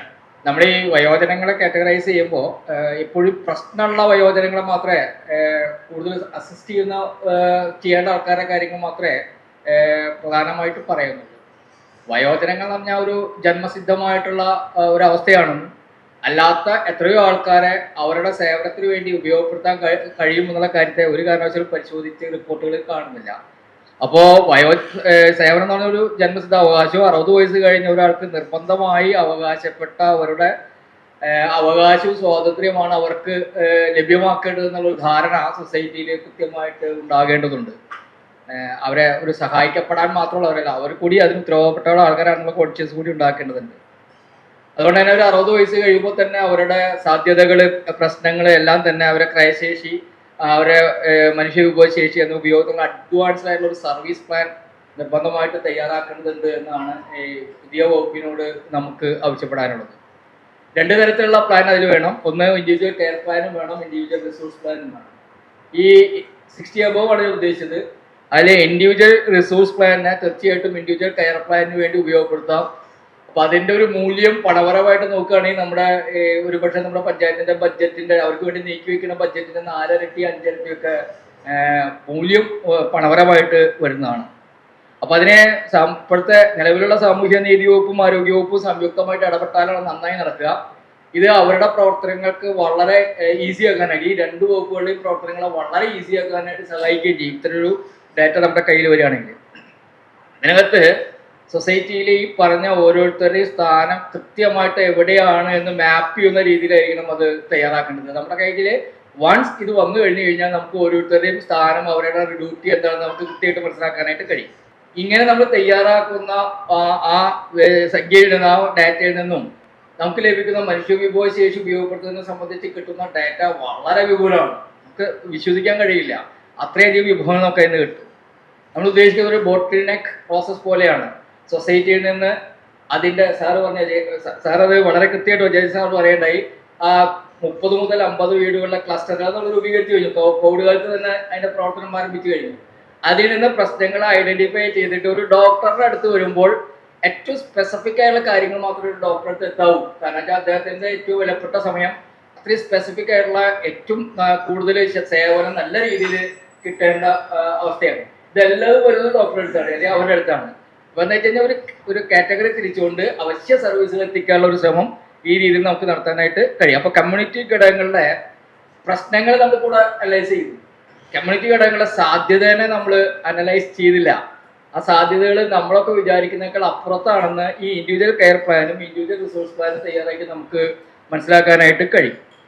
ഇതിനകത്ത് എനിക്ക് നിങ്ങളുടെ അടുത്ത് വെക്കാനുള്ള ഒരു പ്രായോഗിക നിർദ്ദേശം, അരിമ്പൂർ ഗ്രാമപഞ്ചായത്ത് കഴിഞ്ഞ ഈ 8 വർഷത്തെ അധ്വാനത്തിന്റെ ഭാഗമായിട്ട് തയ്യാറാക്കിയിട്ടുള്ള വ്യക്തി ആരോഗ്യ സാമ്പത്തിക സാമൂഹ്യ തൊഴിൽ സേവനങ്ങളെല്ലാം ചേർത്തുകൊണ്ട് 42 ഇന ഒരു കാറ്റഗറിയിൽ പെടുത്തിക്കൊണ്ട് ഒരു ഇൻഡിവിജ്വൽ കെയർ പ്ലാൻ തയ്യാറാക്കുകയുണ്ടായി. അതിനെ ഒരു വെബ് ആപ്ലിക്കേഷൻ, സ്പർശം വെബ് ആപ്ലിക്കേഷൻ എന്നുള്ള രീതിയിൽ എഞ്ചിനീയറിംഗ് കോളേജിന്റെ സഹായത്തോട് കൂടിയിട്ട് ഒരു വെബ് ആപ്ലിക്കേഷൻ തയ്യാറാക്കി അതിലേക്ക് കൺവേർട്ട് ചെയ്യുന്നു. 5014 പേരുടെ ഡാറ്റ നമുക്ക് അതിന് കൺവേർട്ട് ചെയ്യാൻ കഴിഞ്ഞു. ഇപ്പോൾ ഈ പറയുന്ന ഒരു സർവേ എന്നുള്ള രീതിയിലല്ല, ഒരു സെക്കൻഡറി ഡാറ്റയെ ബേസ് ചെയ്തുകൊണ്ട് നമുക്ക് കഴിഞ്ഞു. അതുകൊണ്ടുള്ള ഗുണം എന്താ വെച്ച് കഴിഞ്ഞാൽ ആര് ഏത് ഡാറ്റ ചോദിച്ചാലും 80 വയസ്സിന് മുകളിലുള്ളോ 90 വയസ്സിന് മുകളിലുള്ളോ ഡാറ്റ വെച്ചാൽ രണ്ടാമത് കണക്കെടുക്കാൻ പോകേണ്ട ഒരു കാര്യമില്ല. നമ്മുടെ കയ്യിൽ ആ ഡാറ്റയുടെ കൊടുക്കാൻ കഴിയും. സർവീസ് എത്രയും വേണം നമുക്കത് എത്തിക്കാനായിട്ട് കഴിയും. ഇവിടെ നമ്മുടെ ഒരു പ്രോബ്ലം, അതിൽ നിന്നൊക്കെ നമുക്ക് കണ്ട ഒരു പ്രോബ്ലമായിട്ട് കണ്ടെത്തിയത് അത് ജെറിയാട്രിക് ഹെൽത്ത് കെയറിലെ ഇന്റഗ്രേഷൻ, പ്രത്യേകിച്ച് ഡിപ്പാർട്ട്മെന്റുകളുടെ ഇന്റഗ്രേഷൻ തീരെ ഇല്ല. എന്തെങ്കിലും നടക്കുന്നില്ല എന്നൊന്നും ഞാൻ പറയുന്നില്ല, അവർ സർവീസസിനെ കുറ്റപ്പെടുത്തുന്ന രീതിയിൽ എടുക്കരുത്. പക്ഷെ നമ്മളൊരു ആവശ്യം എന്നുള്ള രീതിയിൽ ഒരു കേസ് അറ്റൻഡ് ചെയ്യുമ്പോൾ ഒരു ഇന്റഗ്രേഷനും ഇല്ല, ഓരോരുത്തരും അവരവരെ വഴിക്ക് പോകുന്നു. അതുകൊണ്ട് ഞങ്ങളെ പോലുള്ള സാമൂഹ്യ പ്രവർത്തനം കൊടുക്കുന്നു. അവസാനം ഞങ്ങളുടെ തലക്കിട്ടിട്ട് അവരെല്ലാവരും 2 രീതിയിൽ ഇഷ്ടപ്പെട്ട് പോകുന്നു എന്നുള്ളതാണ് അനുഭവത്തിൽ നിന്ന് പറഞ്ഞാണ്. അത് നമ്മുടെ തലയ്ക്ക് ബാക്കിയൊക്കെ അവരവരുടെ ജോലി കഴിഞ്ഞു പോയി, ബാക്കിയൊക്കെ നമ്മുടെ ഒരു ചുമതലയായിട്ട് ഭാരത അവസ്ഥയാണ്. അതുകൊണ്ട് നമ്മൾ വേണ്ടാന്ന് വെച്ചിട്ടില്ല, നമ്മളത് മുന്നോട്ട് കൊണ്ടുപോകുന്നു. ഒരു കമ്മ്യൂണിറ്റി ഹോംവർക്ക് അല്ലെങ്കിൽ അതിൻ്റെ ഒരു ആക്ഷൻ പ്ലാൻ തയ്യാറാക്കേണ്ടത് വളരെ അത്യാവശ്യമാണ്. അത് പ്രത്യേകിച്ച് തയ്യാറാക്കേണ്ട കാര്യമില്ല. ഇൻഡിവിജ്വൽ കെയർ പ്ലാൻ തയ്യാറായി വരുമ്പോൾ ഓട്ടോമാറ്റിക്കലി അത് ജനറേറ്റ് ചെയ്ത് വരുന്ന ഒരു അവസ്ഥയുണ്ട്. അത് തയ്യാറാക്കാൻ നമുക്ക് മുന്നോട്ട് പോകാൻ കഴിയില്ല. കാരണം ഇൻഡിവിജ്വൽ കെയർ പ്ലാൻ തയ്യാറാക്കി നമ്മൾ സൊസൈറ്റിയിൽ ചെന്ന് കഴിഞ്ഞാൽ ഓരോരുത്തരും നമ്മളോട് ചോദിക്കും എൻ്റെ സഹായം എവിടെയെന്ന്. അപ്പോൾ സ്വാഭാവികമായിട്ടും അത് തയ്യാറായി വരും. മറ്റൊരു കാര്യം, ഒരു കെയർ സൊസൈറ്റി എന്നുള്ള ആംഗിളാണ്. ഞാൻ പറഞ്ഞല്ലോ നേരത്തെ സോഷ്യലൈസേഷൻ എന്നുള്ളതാണ് നമ്മുടെ പ്രധാന ആംഗിൾ. അപ്പോൾ ഒരു കെയർ സൊസൈറ്റി എന്നുള്ളതിൽ ഇവിടെ നമ്മളെല്ലാം സംസാരിച്ചത് ഒരു ഇൻസ്റ്റിറ്റ്യൂഷൻ എങ്ങനെ കെയർ കൊടുക്കുന്നുള്ളതാണ്. പക്ഷെ നമ്മുടെ ഒരു കെയർ എന്നുള്ളത് അത് വേണം. അതോടൊപ്പം തന്നെ സൊസൈറ്റി ഇറ്റ്സെൽഫ് അതിന് തന്നെ ഒരു കെയറിങ് സ്വഭാവമുണ്ട്. അതിനെങ്ങനെ ബൂസ്റ്റ് ചെയ്യുക എന്നുള്ളതാണ്. ഓരോ നേരത്തെ പറഞ്ഞ അയൽപ്പക്ക സംവിധാനങ്ങളൊക്കെ എന്ന് പറഞ്ഞു, അതിൻ്റെ ഒരു കെയറിങ് സ്വഭാവത്തെ മാക്സിമൈസ് ചെയ്ത് കഴിഞ്ഞാൽ ഇൻസ്റ്റിറ്റ്യൂഷൻ നിൽക്കുന്ന കെയർ സംവിധാനത്തിന്റെ ഒരു 10,000 ഇരട്ടിയൊക്കെ വരും. നമ്മളതിനെ അതിന്റെ ഇവന്റ് വെച്ച് കണക്കാക്കി കഴിഞ്ഞാൽ വലിയ ഒരു അളവിലേക്ക് അത് വർദ്ധിച്ചു വരും. സ്വാഭാവികമായിട്ടും ഇൻസ്റ്റിറ്റ്യൂഷന്റെ ഒരു ആവശ്യമാണ് വരുന്നത്. ഇവർക്കൊക്കെ ആവശ്യമായിട്ടുള്ള ടൈമിലി ഇടപെടലും പരിശീലനങ്ങളും കൊടുക്കുക. സാർ പറയണ്ടായി, കൃത്യമായിട്ട് പറഞ്ഞു. ഇവർക്കൊക്കെ തന്നെ പരിശീലനങ്ങളും ബൂസ്റ്റർ ഡോസ് സംവിധാനങ്ങളും ഒക്കെ തന്നെ ഒരു ഗ്യാപ്പില്ലാതെ കൊടുത്തുകൊണ്ടിരിക്കുക. കാരണം ഈ സൊസൈറ്റി ചലിച്ചുകൊണ്ടിരിക്കുകയാണ്. വേറൊരു സാധനം കിട്ടി അവരതിന്റെ പിന്നാലെ പോകും. അപ്പൊ അതില്ലാതിരിക്കണമെങ്കിൽ നമ്മൾ കൊടുക്കുന്ന ആശയത്തിന്റെ പുറകില് നിരന്തരമായിട്ടുള്ള പരിശീലനങ്ങളും ബൂസ്റ്റർ ഡോസ് പരിശീലനങ്ങളും നിരന്തരമായിട്ട് കൊടുക്കേണ്ടിയിരിക്കണം. നമ്മുടെ കുടുംബശ്രീ യൂണിറ്റുകള് വയോജന സംവിധാനങ്ങളൊക്കെ ഇടയിൽ ചലിപ്പിക്കണമെങ്കിൽ പുറത്തു നിന്നുള്ള ആരെങ്കിലും പ്രഷർ ചെയ്യണം എന്നുള്ളതാണ് കാര്യം. അവർ തനതായിട്ട് ഒരു പ്രത്യേക ചലമടി ഉണ്ടാവില്ല. അതിനൊരു കാരണം അവർക്ക് പ്രത്യേകമായിട്ടുള്ള അതിനകത്തുള്ള ഒരു ഇൻവോൾവ്മെന്റ് എന്താണെന്ന് തിരിച്ചറിയാൻ കഴിഞ്ഞിട്ടില്ല. പക്ഷെ നമ്മൾ ബൂസ്റ്റ് ചെയ്യുകയാണെങ്കിൽ നല്ല രീതിയിൽ നമുക്ക് നല്ല റിസൾട്ട് കിട്ടിയിട്ടുണ്ട്. 600 കമ്മ്യൂണിറ്റി വോളണ്ടിയർമാരെ അത് നമുക്ക് സപ്ലൈ ചെയ്തിട്ടുണ്ട് ആ കുടുംബശ്രീ സംവിധാനം. പക്ഷെ അവർ തന്നെ പ്രവർത്തിക്കുമ്പോഴോ ആ 198 യൂണിറ്റുകളും നിർജ്ജീവമായിരുന്നു. ഇപ്പൊ നമുക്ക് സജീവമാക്കാൻ കഴിയുന്നുണ്ട്. നമ്മുടെ സൊസൈറ്റിയിലുള്ള മുഴുവൻ സാധ്യതകളെയും നമുക്ക് ഉപയോഗപ്പെടുത്താനായിട്ട് കഴിയണം. ഞാൻ ഉദ്ദേശിച്ച ഏജ് ബാർ അല്ല, കമ്മ്യൂണിറ്റി 60 അബോവിനും കഴിയണം, കുട്ടികളുടെ കഴിയണം, യുവാക്കളുടെ കഴിയണം. അപ്പൊ അവർക്ക് നമ്മള് പരിശീലനം കൊടുക്കണം. ഏറ്റവും പ്രധാനപ്പെട്ട ഒരു പ്രോബ്ലം ആയിട്ട് നമുക്ക് അനുഭവത്തിൽ നിന്ന് മനസ്സിലാവുന്നത്, നേരത്തെ പറഞ്ഞ ഈ 2 പേരും 3 പേരുള്ള കുടുംബങ്ങളിൽ ഒരു രാത്രി കൂട്ടിയിരിക്കാൻ, ഒരു ഹോസ്പിറ്റലിൽ പോയി കൂടിയിരിക്കാൻ ഇവിടേക്ക് അത് വളരെ കൃത്യമായിട്ട് വരുന്നുണ്ട്. കൂടെ പോകാൻ ഒരാളില്ല. അപ്പൊ നമ്മൾ അതിനുള്ള സംവിധാനം ഇപ്പൊ ഉണ്ടാക്കിയിട്ടുണ്ട്, പക്ഷെ മതിയാവുന്നതല്ല. അപ്പോ അങ്ങനെയാണെങ്കിൽ അതിന് പറ്റാവുന്ന ഒരു പരിശീലനം കൊടുക്കുകയും അത് ലൈസൻസ്ഡ് ആയിരിക്കണം. ഒരുപാട് സാർ പറഞ്ഞ കേസ് ഒക്കെ ഉണ്ടതിനകത്ത് ലൈസൻസ്ഡ് ആയിരിക്കണം, പരിശീലനം കൊടുത്തായിരിക്കണം, അവർക്ക് ഇൻസെന്റീവ് കൊടുക്കണം. ആ സർട്ടിഫിക്കറ്റ് ഉന്നത പഠനങ്ങളിൽ അവർക്ക് ഉപയോഗിക്കാൻ പറ്റാവുന്നതാണെങ്കിൽ അത് ഒരു എഡ്യൂക്കേഷൻ എന്നുള്ള രീതിയിൽ കുട്ടികളിൽ നിന്ന് തന്നെ വളർത്തിയെടുക്കാൻ കഴിയും. അതിപ്പോൾ നമ്മളൊക്കെ കുട്ടികളുടെ വളണ്ടിയർഷിപ്പ് എന്ന സാധനം ആ രീതിയിൽ ചെയ്തു വരുന്നുണ്ട്. ഇനി ടൈം ബാങ്ക് എന്നുള്ള സംവിധാനം, ഈ സർവീസ് കൊടുക്കുമ്പോൾ അതിനൊക്കെ ടൈം ബാങ്കിൽ കൂടുകയും ആ നിശ്ചിതമായിട്ടുള്ള ടൈം ബാങ്ക് കഴിഞ്ഞാൽ ഒരു ഓണറിയ സൊസൈറ്റിയുടെ ഓർഗനൈസേഷൻ ഏറ്റവും പ്രധാനപ്പെട്ട കാര്യം അവർക്ക് റെസ്പെക്ട് കിട്ടുന്നതാണ്. സർവീസിൽ വരുന്ന ആൾക്കാർക്ക് റെസ്പെക്ട് കിട്ടുന്നതാണ്. ആ റെസ്പെക്ട് നിർബന്ധമായിട്ട് കൊടുക്കണം. കൊടുത്തു കഴിഞ്ഞാൽ വീണ്ടും വീണ്ടും നമ്മൾ പ്രഷർ ചെയ്യാതെ തന്നെ അതിങ്ങനെ നിരന്തരം വന്നുകൊണ്ടിരിക്കും. അവർക്ക് റെസ്പെക്ട് കിട്ടുകയാണെങ്കിൽ ഈ പറഞ്ഞ ഏജ്ഡ് പോപ്പുലേഷൻ നമ്മുടെ കൂടെ വന്നിരിക്കും. റെസ്പെക്ട് കിട്ടിയിരിക്കും അവർ അവരുടെ വഴിക്ക് പോയിക്കൊണ്ടിരിക്കും. അപ്പോൾ നമുക്ക് അവർക്ക് ഒരു റെസ്പെക്ട് കൊടുക്കണം. മറ്റൊരു കാര്യം ഹോം വിസിറ്റ് ആണ്. നമ്മൾ പലപ്പോഴും ഹോം വിസിറ്റ്, എനിക്ക് ഏറ്റവും വിഷമം തോന്നുന്നത് പെയിൻ ആൻഡ് പാലിയേറ്റീവ് സർവീസ് ആണ്. അവർ എന്താ പറയാ, പണിയെടുത്ത് നശിക്കാൻ വേണ്ടിയിട്ട് ഒരു വിഭാഗം എന്ന് പറയില്ല, അങ്ങനെ പറയാൻ പാടില്ല. അത്രയധികം പണിയാണ് അവർ ചെയ്തുകൊണ്ടിരിക്കുന്നത്. പക്ഷെ അവർക്ക് പണിയെ ഒന്ന് ആശ്വസിപ്പിക്കാൻ വേണ്ടിയിട്ട് നമുക്ക് എന്ത് ചെയ്യാൻ പറ്റും? ഇവർ പോകുന്ന വീടുകളെ പ്രീ പെയിൻ ആൻഡ് പാലിയേറ്റീവ് കെയറിലേക്ക് കൊണ്ടുവരാൻ കഴിയും. ഈ പ്രീ പെയിൻ ആൻഡ് പാലിയേറ്റീവ് കെയറിലേക്ക് കൊണ്ടുവന്നു കഴിഞ്ഞാൽ ഇവർ വരുമ്പോഴേക്കും അവിടെ ഇവർക്ക് കുറച്ചുകൂടി ആശ്വാസമായിട്ട് ഇവരുടെ വൈദഗ്ധ്യത്തെ ഏറ്റവും നല്ല രീതിയിൽ ഉപയോഗപ്പെടുത്താൻ ഇവർക്ക് കഴിയും. പിന്നെ സാറ് പറഞ്ഞ 3G അംഗനവാടി, അത് ഉണ്ട് സാറേ. കഴിഞ്ഞ 8 വർഷമായിട്ടായിരിക്കും ഒരു 3G അംഗനവാടി ഫംഗ്ഷനിങ് ആണ്. 34 അംഗനവാടികൾ കേന്ദ്രീകരിച്ചിട്ടാണ് 34 വയോജന ക്ലബ്ബുകൾ പ്രവർത്തിക്കുന്നത്. ആ 34 വയോജന ക്ലബ്ബുകളിൽ കുട്ടികളെ കൊണ്ടുപോകാനായിട്ട് കാലത്തും ഒരു വയോജനങ്ങൾ, വൈകിട്ടും ഒരു വയോജനങ്ങൾ. അതുകൂടാതെയുള്ള അവിടുത്തെ ടീനേജേഴ്സ് ക്ലബ്ബ് അടക്കം 34 അംഗനവാടികളുടെ സംഗമമൊക്കെ നമ്മൾ നടത്തുന്നുണ്ട്. വയോജന സംഗമം നടത്തുന്നുണ്ട്. വയോജനങ്ങളുടെ സ്പോർട്സിന് 400 പേരൊക്കെ പങ്കെടുക്കുന്നുണ്ട്. ഒരു വീട്ടിൽ പരിശീലനം ലഭിച്ച ഒരാളെങ്കിലും ഉണ്ടായിരിക്കണം. എന്ത് എൽഡർലി കെയർ, അവരെ സംരക്ഷിക്കും. 5 വീട് എടുത്തു കഴിഞ്ഞാൽ ഉറപ്പായിട്ടും 5 വർഷത്തിനുള്ളിൽ ഒരാളെങ്കിലും ഈ പറഞ്ഞ അവസ്ഥയിലൂടെ കടന്നു പോകും. അങ്ങനെയാണെങ്കിൽ 5 വർഷം കഴിയുമ്പോഴും ഒരു വീട്ടിൽ അതിന്റെ അത്യാവശ്യം കെയർ അറിയുന്ന ഒരാൾ വേണം. ഇപ്പോഴത്തെ അവസ്ഥ കെയർ അറിയാത്തതുകൊണ്ട് ഒരുമാതിരി ഗതികെട്ട അവസ്ഥയിൽ വയോജനങ്ങളെ അല്ലെങ്കിൽ ഈ ആളുകളെ ശുശ്രൂഷിക്കുകയും അതൊരു ബാധ്യതയായിട്ട് കുടുംബാംഗങ്ങൾക്ക് മാറുക. അതിനൊരു ആശ്വാസം ഉണ്ടായിരിക്കുകയാണെങ്കിൽ നമ്മൾ കുറച്ചുകൂടി ഫ്രീ ആയിട്ട്, വീണ്ടും ഞാൻ പറയാണ്, ഫ്രീ ആണ് വന്നിട്ട് ഈ കാര്യങ്ങൾ ചെയ്യില്ല ചെയ്യേണ്ടത്, ഒരു സൊസൈറ്റിനെ എഡ്യൂക്കേറ്റ് ചെയ്തെടുക്കുക എന്നുള്ളതാണ് നമ്മുടെ ഒരു ലക്ഷ്യം. അത് നടന്നു വന്നിരുന്നു. ഇനി തീരെ കെയർ ചെയ്യാത്ത ഒരു കാര്യം, ഇതൊക്കെ നമ്മൾ ഈ പറഞ്ഞ സംവിധാനത്തിൽ എവിടെയും നമ്മൾ കാണാത്ത കാര്യം, ഈ മാനസിക ആരോഗ്യം എന്ന് പറഞ്ഞു കഴിഞ്ഞാൽ ഒന്ന് രണ്ട് രോഗങ്ങളിലേക്ക് ലിമിറ്റ് ചെയ്തു എന്നുള്ളതാണ്. ഡിമെൻഷ്യ തുടങ്ങിയ ഏതെങ്കിലും രോഗങ്ങളിലേക്ക് ലിമിറ്റ് ചെയ്തു എന്നുള്ളതാണ്. അങ്ങനെയല്ല, ഏജ്ഡ് ആയിട്ടുള്ള ആൾക്കാരുടെ മാനസിക വ്യാപാരം അതൊരു വലിയ വലിയ പ്രശ്നമാണ്. അവരൊക്കെ ഏറ്റവും പ്രധാനപ്പെട്ട പ്രശ്നം വലിയ ഇപ്പം ഈ സ്റ്റേജിലേക്ക് മാറുന്നേക്കാൾ മുന്നേ അവരെ കേൾക്കാൻ ഒരാൾ, ബയോകോളിംഗ് സിസ്റ്റം എന്നൊരു പ്രോജക്റ്റ് അരികൂടി നടത്തി കഴിഞ്ഞപ്പോൾ ഏറ്റവും കൂടുതൽ മനസ്സിലാക്കാൻ കഴിയുന്നത് അവരെ കേൾക്കാൻ, അവരോട് സംസാരിക്കാൻ ഒരാള്, അവരുടെ അടുത്ത് പോയി ഒന്ന് കുറച്ചു നേരം ചെലവഴിക്കാൻ ഒരാളാണ്, ആളെ കിട്ടുന്നതാണ്. അതാണ് ഈ വളണ്ടിയർഷിപ്പ് എന്നുള്ളത് നമ്മൾ ഉദ്ദേശിക്കുന്നത്. അപ്പൊ മാനസിക ആരോഗ്യ സംവിധാനത്തെ മെച്ചപ്പെടുത്തേണ്ട കൂടി ഇതിന്റെ ആവശ്യമാണ്. നമുക്കിപ്പോൾ വൃദ്ധജനങ്ങൾ എന്ന് പറയുന്ന സമയത്ത് അല്ലെങ്കിൽ വയസ്സായ ആൾക്കാരെന്ന് പറയുന്ന സമയത്ത് രണ്ട് തരത്തിൽ നമുക്ക് തരംതിരിക്കാം. ഒന്ന് വളരെ ബേസിക് ആയിട്ട് വെച്ചാൽ അസുഖബാധിതരും എണീറ്റ് നടക്കാൻ പോലും പറ്റാത്ത ആൾക്കാരായിരിക്കും. അവർക്ക് നമുക്ക് ശരിയായ രീതിയിൽ നല്ല കരുതലും പരിചരണവും കൊടുക്കേണ്ടി വരും. അതേസമയം വളരെ ആക്റ്റീവായിട്ടുള്ള രണ്ടാം തരക്കാർ, വളരെ ആക്റ്റീവായിട്ടുള്ള ആൾക്കാരാണ്. ഇപ്പോൾ ഇതാ ഇവിടെ ഇരിക്കുന്നതിൽ പലരും തന്നെ നോക്കിക്കഴിഞ്ഞാൽ 10-35 കൊല്ലം കൊണ്ടതിനെ എനിക്ക് ഡോക്ടർ ദിവാകരനോ ബ്രഹ്മപുത്രനെ ഇവരെയൊക്കെ അറിയുന്നതിന് അവർ അന്ന് കണ്ടതിനേക്കാട്ടിലും വളരെ ആക്റ്റീവായിട്ടാണ് ഇപ്പോൾ ഓരോ കാര്യങ്ങളും ചെയ്യുന്നത്. അപ്പോൾ അത്രത്തോളം ആക്റ്റീവായിട്ടുള്ള ആൾക്കാരെ കുറച്ചുകൂടെ നമുക്ക് ഈ പാസീവ് ഇല്ലാണ്ട് ആക്റ്റീവാക്കി എങ്ങനെ സമൂഹത്തിലേക്ക് ഉയർത്തിക്കൊണ്ടുവരാൻ പറ്റുന്നുള്ളവരെ അതിന് വേണ്ടിയിട്ടുള്ള പല കാര്യങ്ങളും നമ്മൾ ചെയ്യണം. അതെങ്ങനെയാണെന്ന് വെച്ചാൽ ഇപ്പോൾ അസോസിയേഷൻ തലത്തിൽ നമ്മൾ നോക്കുന്ന സമയത്ത് ഒരു കമ്മ്യൂണിറ്റി ഹാൾ, അത് ഇപ്പം എങ്ങനെയാണെന്ന് അറിയില്ല, അത് ഗവൺമെൻറ്റിൻ്റെ തലത്തിലോ അല്ലെങ്കിൽ അസോസിയേഷൻ്റെ വഴിയിലോ നമ്മൾ നോക്കിയിട്ട് അവിടെ ആൾക്കാരെ ഗ്യാദർ ചെയ്യാനും ഈ യങ്സ്റ്റേഴ്സൊക്കെ വരുന്ന സമയത്ത് ഇപ്പോൾ നമ്മൾ കാണുന്നുണ്ട് ഈ generation gap, that is old people as well as youngsters, that is a lot of gap between them. അപ്പം അത് കുറയ്ക്കാൻ വേണ്ടിയിട്ട് ഈ യങ്സ്റ്റേഴ്സും ഈ മുതിർന്ന ആൾക്കാരും ചേർന്നിട്ട് ഒന്നിച്ചിട്ടുള്ള ഒരു സംവാദവും ഇപ്പോൾ യങ്സ്റ്റേഴ്സിന് നമുക്ക് മാക്സിമം എങ്ങനെയാണ് കെയർ ആൻഡ് ഷെയർ ചെയ്യാൻ പറ്റുക എന്നുള്ളത് നമ്മൾ നോക്കണം. അപ്പോൾ അങ്ങനെ അവരുടെ സംസാരത്തിലൂടെയും അവരെ സംവാദത്തിലൂടെയും കൂടുതൽ അവരെ അടുക്കുകയും, അപ്പോൾ ഈ പ്രസൻറ്റ് ജനറേഷൻ പറയുന്ന തന്ത വൈബും കുട്ടി വൈബ് ഇതൊക്കെ എന്താണെന്നുള്ളത് അവർക്ക് മനസ്സിലാക്കാനും അത് കുറയും, കൂടുതൽ അണ്ടർസ്റ്റാൻഡിങ് വരും. അപ്പോൾ ഇവരുടെ പല കാര്യങ്ങളും അഡൾട്ട്സിന് ഇങ്ങനെ മനസ്സിലാക്കാനും വയോജനങ്ങൾക്ക് മനസ്സിലാക്കാനും പറ്റും. ഒരു ഈ പാലിയേറ്റീവ് കെയർ യൂണിറ്റ് നമ്മുടെ അസോസിയേഷനിൽ തന്നെ നമുക്ക് കൊണ്ടുവരാൻ പറ്റിയാൽ നന്നായിരിക്കും. വെച്ചാൽ അവിടുത്തെ ചില ആൾക്കാരെ ഉൾപ്പെടുത്തിക്കൊണ്ട് ഒരു നല്ലൊരു ടീം വർക്കായിട്ട് നല്ല എക്സ്പേർട്ടായിട്ടുള്ള ഡോക്ടേഴ്സിനെയും, അപ്പാർട്ട് ഫ്രം ദാറ്റ് നല്ല വെച്ചാൽ സൈക്കോളജിസ്റ്റ്, ഇപ്പം ഇവരെ കേൾക്കാനൊന്നും ആരുമില്ല.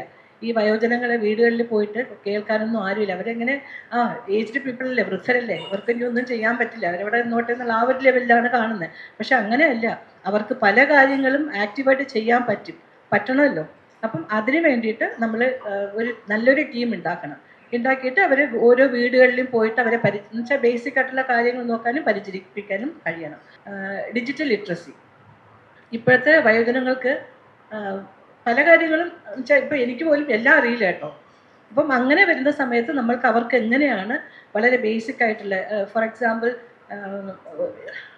അതെ, നികുതി അടയ്ക്കുക, ഓൺലൈൻ നികുതി അടയ്ക്കുക, അല്ലെങ്കിൽ ഊബർ അല്ലെങ്കിൽ ജിപേ ചെയ്യുക, എന്തെങ്കിലും ഒരു സാധനം മേടിച്ചു ജിപേ ചെയ്യുക, ഇതൊന്നും അവർക്ക് അറിയില്ല. അപ്പം അതിന് വേണ്ടിയിട്ടും ഈ യങ്സ്റ്റേഴ്സിന് ഈ നമ്മൾ ക്ലബ്ബ് ഉണ്ടാക്കുന്നില്ല, അതിൽ യങ്സ്റ്റേഴ്സിന് നമുക്ക് മാക്സിമം എങ്ങനെ നമുക്ക് ഉപയോഗിക്കാൻ പറ്റുമോ അങ്ങനെ. അപ്പോൾ അത് ഈ വളരെ ബേസിക് ലെവലിൽ നമ്മൾ സ്റ്റാർട്ട് ചെയ്താലേ ഓരോ വീടുകളിലും നമ്മൾ അങ്ങനെ ചെയ്യുന്ന സമയത്ത് അതൊരു സൊസൈറ്റി ലെവലിൽ നല്ല രീതിയിൽ നമുക്ക് കൊണ്ടുവരാൻ പറ്റും. അപ്പോൾ ഇതൊക്കെയാണ് എൻ്റെ മനസ്സിൽ തോന്നിയിട്ടുള്ള വളരെ ബേസിക് ആയിട്ടുള്ള കാര്യങ്ങൾ. ഇനി ബാക്കി നമുക്ക് ഡിസ്കഷനിൽ നോക്കാം.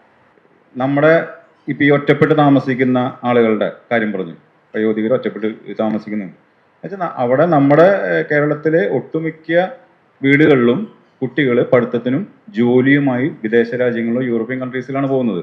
അവരവിടെ യൂറോപ്യൻ കൺട്രീസിൽ പോയിട്ട് അവിടുത്തെ വയോധികരെ നോക്കുന്നുണ്ട്. അതൊരു പ്രധാന ഇമ്പോർട്ടൻ്റ്, ആരത് പറഞ്ഞു കണ്ടില്ല. കാരണം എന്താ വെച്ച് കഴിഞ്ഞാൽ ഇവിടെയുള്ള നമ്മുടെ മാതാപിതാക്കളെ ഇവിടെ ഇരുത്തിക്കൊണ്ട് അവിടെ പോയിട്ട് വലിയ ശമ്പളത്തിന് വയോധികർ നോക്കുന്നു. അപ്പോൾ ഇവരൊക്കെ അവിടെ ജോലി എടുക്കുന്നുണ്ട്. അപ്പോൾ ഇപ്പോൾ നേരത്തെ സാറ് പറഞ്ഞ നമ്മൾ ഈ നല്ലൊരു മോണിറ്ററിങ് സംവിധാനമാണ് നമുക്ക് ഏറ്റവും കൂടുതലായിട്ട് എനിക്ക് എൻ്റെ കാഴ്ചപ്പാട് തോന്നിയിട്ടുള്ളത്. നിയമ സംവിധാനങ്ങൾ ഒരുപാട് ഇറങ്ങും, ഒരുപാട് ഇപ്പോൾ ഫണ്ടിൻ്റെ കാര്യം പറഞ്ഞു, അതിപ്പോൾ സംസ്ഥാന തലത്തിൽ, ജില്ലാ തലത്തിൽ, ബ്ലോക്ക് തലത്തിൽ, ത്രിതല പഞ്ചായത്ത് സംവിധാനത്തിൽ അതൊക്കെ സംവിധാനം വന്നാലും ഇത്തരം ആളുകളുടെ പടിവാതിക്കൽ സഹായം എത്തിയാൽ മാത്രമാണ് അവന് പേഴ്സണലി നമുക്ക് ഉപയോഗം കിട്ടുള്ളൂ. പിന്നെ എനിക്ക് പറയാനുള്ളത് വെച്ചാൽ നമ്മുടെ സർക്കാർ തലത്തിൽ ഇപ്പോൾ റിട്ടയർ ചെയ്യുന്ന ആളുകൾ, ഇപ്പോൾ ഞാൻ പറയേണ്ട കാര്യമില്ല, പിന്നെ വലിയ ഒരുപാട്. അപ്പോൾ ഡോക്ടേഴ്സ് ആയിക്കോട്ടെ, നേഴ്സുമാരായിക്കോട്ടെ, ഒരു എഞ്ചിനീയർ ആയിക്കോട്ടെ, ഒരു അധ്യാപകനായിക്കോട്ടെ, ഒരു ടീച്ചർ ആയിക്കോട്ടെ, അല്ലെങ്കിൽ ക്ലർക്ക് ആയിക്കോട്ടെ, ഒരു ഇലക്ട്രീഷ്യൻ ആയിക്കോട്ടെ, എന്ത് വകുപ്പിലാണെങ്കിലും നമ്മളൊരു ക്വസ്റ്റ്യനർ തയ്യാറാക്കിയിട്ട് ഇവർക്ക് ആ വാർഡിലുള്ള ഈ വയോജന വകുപ്പിന്റെ കീഴിൽ വരുന്ന ഈ സംവിധാനം ലോക്കൽ ബോഡിയിലേക്ക് എത്തുമ്പോൾ ആ മോണിറ്ററിംഗ് സംവിധാനത്തിലേക്ക് അവർക്ക് എന്തെങ്കിലും സർവീസ് ചെയ്യാൻ പറ്റുമോ എന്നുള്ള ഒരു ചോദ്യം വരണം. അതായത് നിങ്ങൾക്ക് നിങ്ങളുടെ വാർഡിൽ, ഇപ്പം ഞാൻ ഇപ്പോൾ ഒരു സർക്കാർ ഉദ്യോഗസ്ഥനാണെങ്കിൽ ഞാൻ റിട്ടയർ ചെയ്യുന്ന സമയത്ത് നിങ്ങൾക്കൊരു വർഷം അതിലൊരു ഹെൽപ്പ് ചെയ്യാൻ സാധിക്കും. അത് ആ സിസ്റ്റം മാറണം. അല്ലാണ്ട് ആരും സ്വയം ഇതിൽ വരുന്നവർ കുറവായിരിക്കും. അപ്പം നിങ്ങൾക്ക് അത് ഫ്രീ സർവീസ് ചെയ്യാൻ ഒരുപാട് ആളുകളുണ്ട്. എല്ലാവരും ഫ്രീ സർവീസ് ചെയ്യാൻ ചെയ്യുന്നുണ്ട്. നമ്മൾ കണക്ക് 60 വയസ്സിന് മേളിലുള്ളവരുടെ എടുത്തു കഴിയുമ്പോൾ അവരെ ഒന്ന് സ്ട്രാറ്റിഫൈ ചെയ്യുകയും കൂടെ ചെയ്യുകയാണെങ്കിൽ കുറച്ചും കൂടെ ഉപകാരപ്രദമായിരിക്കും. അതായത് 60 തൊട്ട് 69 വയസ്സ് വരെ, 70 തൊട്ട് 79 വയസ്സ് വരെ, 80 വയസ്സിന് മേളിൽ. അതിൽ 60 തൊട്ട് 69 വയസ്സ് വരെയുള്ള ഒരു കാറ്റഗറി ആൾക്കാർക്ക് ഒരുമാതിരി അവരുടെ ദൈനംദിന ആക്ടിവിറ്റീസ് ചെയ്യാൻ, ആക്ടിവിറ്റീസ് ഓഫ് ഡെയിലി ലിവിങ് എന്ന് പറയുന്നതൊക്കെ ചെയ്യാനും ഒക്കെ ഉള്ളൊരു ശേഷി ഉണ്ട്. അപ്പോൾ അവർക്ക് വേണ്ട കെയർ ശരിക്കും കമ്മ്യൂണിറ്റി വോളണ്ടിയേഴ്സ് വഴി, അതായത് ആശാ വർക്കേഴ്സ് വഴി അവരുടെ വീടുകളിലെത്തി സസ്റ്റെയിൻ ചെയ്ത് മുന്നോട്ട് പോകാവുന്ന കാര്യങ്ങളേ ഉള്ളൂ. ഒരു 70 തൊട്ട് 79 വയസ്സ് വരെ ഉള്ള ആൾക്കാരെന്നാണ് അടുത്തൊരു കാറ്റഗറി. അവരൊരു പക്ഷേ പലവിധ അസുഖങ്ങൾ, പ്രത്യേകിച്ച് നോൺ കമ്മ്യൂണിക്കബിൾ ഡിസീസൊക്കെ അതിൻ്റെ ഒരു കോംപ്ലിക്കേറ്റഡ് സ്റ്റേജിൽ എത്തി നിൽക്കുന്ന ആൾക്കാരായിരിക്കും. അവർക്ക് സർവീസസ് എത്തിക്കാൻ ഏറ്റവും നല്ലത് ജഗദീഷ് സാറ് പറഞ്ഞ പോലെ MLSP എന്ന് പറയുന്ന ഒരു കേഡർ ഓഫ് സർവീസാണ്. അവരെ അതിലോട്ട് ഡെഡിക്കേറ്റ് ചെയ്ത് കൊടുക്കുകയാണെങ്കിൽ വളരെ നല്ലതായിരിക്കും. 80+ എന്ന് പറയുന്ന ഒരു കാറ്റഗറി ഓഫ് പീപ്പിളിന് ഷാജി സാറ് പറഞ്ഞ പോലെ ഒരു ഹോം ബേസ്ഡ് കെയർ ആയിരിക്കണം നമ്മൾ മുന്നിൽ നൽകേണ്ടത്. അപ്പം ഏജിങ് ഇൻ പ്ലേസ് എന്ന് പറയുന്ന ഒരു പ്രിൻസിപ്പിളിനനുസരിച്ച് കേരളത്തിലെ നമ്മുടെ പരമ്പരാഗത രീതി അനുസരിച്ച് വീടുകളിൽ തന്നെ അവർക്ക് മാക്സിമം കെയർ പ്രൊവൈഡ് ചെയ്യേണ്ട ഒരു സാഹചര്യം ഒഴിപ്പിച്ചെടുക്കുക. പിന്നീട് ഒരു സജഷൻ ഉള്ളത്, ഞങ്ങൾ പുതിയൊരു പ്രൊജക്റ്റിൻ്റെ ഭാഗമായിട്ട് പലരുമായിട്ട് സംസാരിച്ചപ്പോൾ പറഞ്ഞൊരു കാര്യമാണ്. അതായത് മിക്കവാറും മാതാപിതാക്കൾ അസുഖങ്ങളാകുമ്പോൾ മക്കളാണ് അവരെ നോക്കുന്നത്. ഇപ്പം പല മക്കൾക്കും ജോലിയുണ്ട്. അപ്പോൾ അതിൽ IT സെക്ടറിൽ ജോലി ചെയ്യുന്നവരെ സംബന്ധിച്ചിടത്തോളം അവർക്കുള്ള ഏറ്റവും വലിയ അനുഗ്രഹം എന്ന് പറഞ്ഞാൽ അവർക്ക് വർക്ക് അറ്റ് ഹോം എന്ന് പറയുന്ന ഒരു ഓപ്ഷൻ കൊടുത്തിട്ടുണ്ട്. അത് കാരണം അവർക്ക് കെയർ അല്ലെങ്കിൽ ഹോസ്പിറ്റൽ സർവീസസിലൊക്കെ ആ സെക്ടറിലുള്ള ആൾക്കാർക്ക് ഇവരെ അസിസ്റ്റ് ചെയ്യാൻ കഴിയുന്നുണ്ട്. പക്ഷെ നമ്മുടെ ഗവൺമെൻറ് സിസ്റ്റത്തിലും മറ്റ് പ്രൈവറ്റ് മേഖലകളിലും വർക്ക് ചെയ്യുന്നവർക്ക് അങ്ങനത്തെ ഒരു ഓപ്ഷൻ ഇല്ല എന്നുള്ളൊരവസ്ഥ. അപ്പം ഈ കെയറിൽ ഒരു കണ്ടിന്യൂത്തിൽ പോകാൻ കഴിയുന്നില്ല. അപ്പം ഒരു ഹമ്പിൾ സജഷൻ എന്നുള്ള രീതിയിൽ ഇപ്പം നമുക്ക് പ്രത്യേകിച്ച് അറിയാം, മറ്റേണിറ്റി ലീവ്സ്, പറ്റേണിറ്റി ലീവ് ഒക്കെ കൊടുക്കുന്നുണ്ട്. അതുപോലെ തന്നെ ഇപ്പം പീരീഡ്സിനുള്ള അവധി വരെ കുട്ടികൾക്ക് സാങ്ഷൻ ചെയ്തു കൊടുക്കുന്നു. അപ്പം വയ്യാത്ത അവസ്ഥയിലുള്ള മാതാപിതാക്കളെ കെയർ ചെയ്യാൻ 6 months വരെയെങ്കിലും അല്ലെങ്കിൽ അങ്ങനത്തെ ഒരു പ്രൊവിഷൻ നമുക്ക് പ്രൊവൈഡ് ചെയ്യാൻ കഴിയുമെങ്കിൽ അത് നല്ലതായിരിക്കും. പറയാൻ വിട്ടുപോയിട്ടുള്ളൊരു കാര്യം എന്ന് എനിക്ക് തോന്നുന്നത്, ഡോക്ടർ ജഗദീഷ് അത് സൂചിപ്പിച്ചിട്ടുണ്ടായിരുന്നു, ലിവിങ് ബില്ലിൻ്റെ അത് കുറെ കൂടി പ്രചാരണം കൊടുക്കുക, അത് ആളുകൾക്ക് ഉപയോഗിക്കാവുന്ന രൂപത്തിലേക്ക് അതിന് ജനകീയമായിട്ടുള്ളൊരു പ്രചാരണം കൊടുത്ത് ലിവിങ് ബില്ല് പ്രയോജനപ്പെടുത്താനുള്ള ഒരു സംവിധാനം ഉണ്ടാക്കുക എന്നുള്ളത്. എനിക്ക് തോന്നുന്നു അതൊരു വശം മാത്രമാണ്. ലിവിങ് ബിൽ നിയമം ഉണ്ടാവണം എന്നുള്ളതാണ് എനിക്ക് പറയാനുള്ളത്. നേരത്തെ ഞാൻ പറഞ്ഞിട്ടുള്ളൊരു കാര്യമാണത്. കാരണം ലിവിങ് ബില്ലിൻ്റെ ഇപ്പോഴത്തെ അവസ്ഥ വെച്ച് നോക്കിക്കഴിഞ്ഞാൽ സുപ്രീം കോടതിയുടെ നിർദ്ദേശങ്ങളും ഗൈഡ് ലൈൻസ് മാത്രമാണ് ആ കാര്യത്തിൽ നിലവിലുള്ളത്. അപ്പോൾ അതിലിപ്പോൾ 3 കേസായി പ്രധാനമായിട്ടും വന്നിട്ടുള്ളത്. കോമൺ കോസ് 1, കോമൺ കോസ് 2, അവസാനത്തെ ഈ ഹരീഷ് റാണ ഈ മാർച്ചിൽ ജഡ്ജ്മെൻറ്റ് വന്നിട്ടുള്ളത്. അതിലാണ് കുറച്ചുകൂടി കൃത്യമായിട്ട് കുറേ കാര്യങ്ങൾ പറയുന്നത്. എന്തായാലും അതിൻ്റെ വിശദാംശങ്ങളിലേക്ക് ഞാൻ പോകുന്നില്ല. പക്ഷെ അതിൻ്റെ ഒരു പ്രശ്നം എവിടെ കിടക്കുന്നതെന്ന് വെച്ചാൽ, സുപ്രീം കോടതിയുടെ വിധിയുടെ അടിസ്ഥാനത്തിലായതുകൊണ്ട് തന്നെ വളരെ ചെറിയ ഒരു വിഭാഗം ആൾക്കാർക്ക് മാത്രമാണ് അതിനെക്കുറിച്ചുള്ള അറിവും അത് പ്രയോഗത്തിൽ വരുത്താനുള്ള ഒരു സാധ്യതയും ഉള്ളൂ എന്നുള്ളതാണ്. അതൊന്ന്. രണ്ടാമത്തത്, എങ്ങനെയാണ് ലിവിങ് ബില്ല് എഴുതേണ്ടത്, എന്താണ് അതിൻ്റെ പ്രാധാന്യം, എങ്ങനെയാണത് കൈകാര്യം ചെയ്യേണ്ടത്, ഒരു ഹോസ്പിറ്റലിൽ അവസാന കാലം ഒരു വ്യക്തിയുടെ അത് ഉണ്ടായിക്കഴിഞ്ഞാൽ ലിവിങ് ബില്ല് ഉണ്ടെങ്കിൽ അതെങ്ങനെ പ്രാവർത്തികമാക്കണം തുടങ്ങിയിട്ടുള്ള ഒരുപാട് പ്രശ്നങ്ങളുണ്ട്. ഇവിടെ ശരിക്കും പറഞ്ഞാൽ ഈ അവസാനത്തെ ഈ മാർച്ചിൽ ഹരീഷ് റാണ കേസിൽ സുപ്രീം കോടതി തന്നെ കേന്ദ്ര ഗവൺമെന്റിനോട് നിർദ്ദേശിച്ചിട്ടുണ്ട് ഒരു സമഗ്രമായ നിയമം ഇക്കാര്യത്തിൽ ഉണ്ടാവണം എന്നുള്ളത്. അതിൽ കേന്ദ്ര ഗവൺമെന്റിന് ഉണ്ടാവാൻ സാധ്യതയുള്ളതിനേക്കാൾ കൂടുതൽ താല്പര്യം കേരള സർക്കാരിന് ഉണ്ടാവേണ്ടതാണ്. കാരണം നമുക്കാണ് ഏറ്റവും കൂടുതൽ വയോജനങ്ങളുള്ളത്. ഇത് വയോജനങ്ങളുടെ മാത്രം ഒരു വിഷയമാണോ ലിവിങ് വിൽ എന്ന് ചോദിച്ചു കഴിഞ്ഞാൽ അല്ല. പക്ഷെ ഏറ്റവും കൂടുതൽ അതിൻ്റെ പ്രയോജനം ലഭിക്കാൻ ചാൻസ് ഉള്ളതും ലഭിക്കേണ്ടതുമായിട്ടുള്ള വിഭാഗം വയോജനങ്ങൾ തന്നെയാണ്. അപ്പം കേരളത്തിൽ നിന്ന് തന്നെ അത്തരത്തിലുള്ള ഒരു ശ്രമം തുടങ്ങണം എന്നുള്ളതാണ്. അവിടെ ഒരു പ്രശ്നമുള്ളത്, കേരളത്തിൽ ജീവിക്കുന്ന ഒരു വ്യക്തി മറ്റൊരു സ്ഥലത്ത് പോയി മരിച്ചു കഴിഞ്ഞാൽ ഈ അത്തരത്തിലുള്ള കുറേ കാര്യങ്ങൾ അവിടെ നിൽക്കുന്നുണ്ട്. എങ്കിൽ പോലും ഇത് തുടങ്ങി വെക്കാനായിട്ട് കേരളത്തിൽ ഒരു നിയമം പാസ്സാക്കാൻ കഴിയുന്നതിൻ്റെ സാധ്യത എത്രത്തോളം എന്നുള്ളത് നോക്കേണ്ടതുണ്ട്. ഒരു ലിവിങ് വിൽ നിയമം പാസ്സാക്കാൻ വേണ്ടിയിട്ടുള്ള ആവശ്യം കൂടി ഈ ഡോക്യുമെന്റിൽ ഉൾപ്പെടുത്തുകയാണെങ്കിൽ ഇത് കുറച്ചുകൂടിയും സമഗ്രമാവും എന്നുള്ളൊരു അഭിപ്രായം എനിക്കുണ്ട്. അത് പറയുമ്പോഴേക്കും അതിൽ ലിവിങ് വിൽ സാധാരണ AMD എന്നുള്ള രീതിയിൽ, അഡ്വാൻസ് മെഡിക്കൽ ഡയറക്റ്റീവ് എന്നുള്ള രീതിയിൽ മാത്രം ചുരുങ്ങിയിട്ടല്ലാതെ നമുക്ക് ജീവിച്ചിരിക്കുമ്പോൾ എന്തൊക്കെ കാര്യങ്ങളിൽ തീരുമാനമെടുക്കാൻ കഴിയുമോ, നമ്മുടെ ജീവൻ സംബന്ധിച്ചും നമ്മുടെ ജീവിതം സംബന്ധിച്ചും, മരണത്തിൻ്റെ തൊട്ട് ശേഷം നമ്മളുടെ മുകളിൽ എന്ത് ചെയ്യണം, നമ്മളെ എങ്ങനെ അടക്കം ചെയ്യണം, അല്ലെങ്കിൽ നമ്മളുടെ മരണാനന്തര ചടങ്ങുകളെ, അതിലൊക്കെ നമുക്ക് വ്യത്യസ്തമായിട്ടുള്ള അഭിപ്രായങ്ങൾ ഉണ്ടെങ്കിൽ, അതായത് ആചാരങ്ങൾക്ക് അനുസരിച്ച് ചെയ്യാനാണെങ്കിൽ ഒന്നും എഴുതി വെക്കേണ്ട ആവശ്യമില്ല. പക്ഷെ ആചാരങ്ങൾക്ക് അപ്പുറത്ത് വേറെ രീതിയിലാണ് നമുക്ക് ചെയ്യേണ്ടതുള്ളതെങ്കിൽ സ്വാഭാവികമായിട്ടും അത് നമ്മുടെ വില്ല് എന്താണ് എന്നുള്ളത് ഉൾപ്പെടുത്താൻ, അത് എഴുതി വെക്കാനുള്ള ഒരു കൃത്യമായിട്ടുള്ള ഒരു നിയമം ഉണ്ടെങ്കിൽ, ഒരു ഡെഡിക്കേറ്റഡ് പോർട്ടൽ ഉണ്ടെങ്കിൽ, അതിൽ നമ്മളുടെ ലിവിങ് വില്ല് ഈ കാര്യങ്ങളടക്കം ഉൾപ്പെടുത്തിയിട്ടുള്ള ഒരു ലിവിങ് വില്ല് നമുക്ക് രജിസ്റ്റർ ചെയ്യാൻ കഴിയുന്നുണ്ടെങ്കിൽ, നമ്മൾ ലിവിങ് വില്ല് മാറ്റി എഴുതുന്നുണ്ടെങ്കിൽ അത് മാറ്റി രജിസ്റ്റർ ചെയ്യാൻ കഴിയുന്നുണ്ടെങ്കിൽ, ആ പോർട്ടലിലെ ഇൻഫർമേഷൻ ഹോസ്പിറ്റലുകൾക്കോ അല്ലെങ്കിൽ മറ്റാർക്കൊക്കെയാണോ അത് നടപ്പിലാക്കേണ്ടത് ആരൊക്കെയാണോ അവർക്കൊക്കെ ലഭ്യമാവുന്ന രീതിയിൽ ഒരു ഡെഡിക്കേറ്റഡ് പോർട്ടൽ ഉണ്ടെങ്കിൽ, അത് ഈ കാര്യത്തിൽ ലിവിങ് വില്ല് എങ്ങനെയൊക്കെ നടപ്പാക്കണമോ AMD അടക്കമുള്ള കാര്യങ്ങളിൽ അതിനകത്ത് ഒരു കൃത്യത വരുത്താനായിട്ട് അത് സഹായിക്കും എന്നുള്ളതാണ്.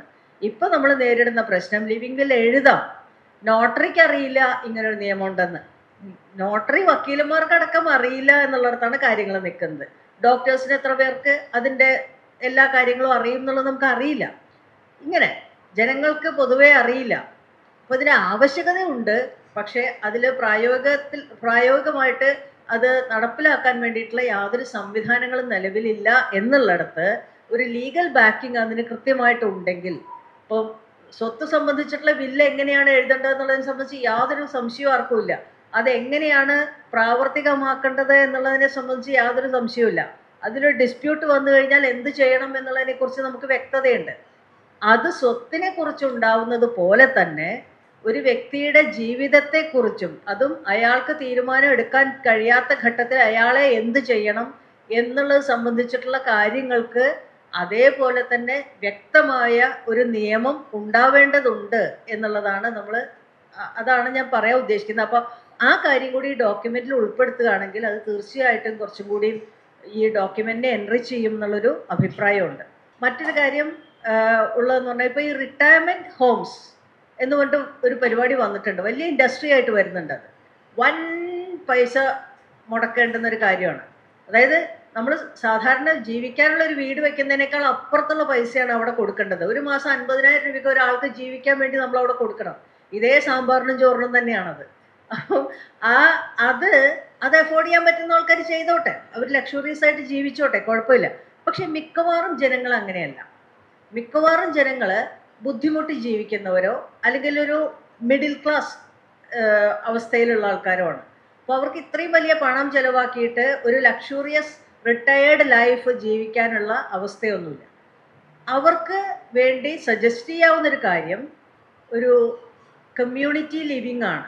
ഇപ്പം നമുക്കറിയാം കേരളത്തിൽ 10 ലക്ഷം വീടുകളോ മറ്റോ വെറുതെ കിടക്കുന്നുണ്ടെന്നാണ് ഒരു നേരത്തെ വർഷത്തിൻ്റെ ഒരു കണക്കുള്ളത്. അതിപ്പം എത്രയാണെന്നുള്ളത് അറിയില്ല.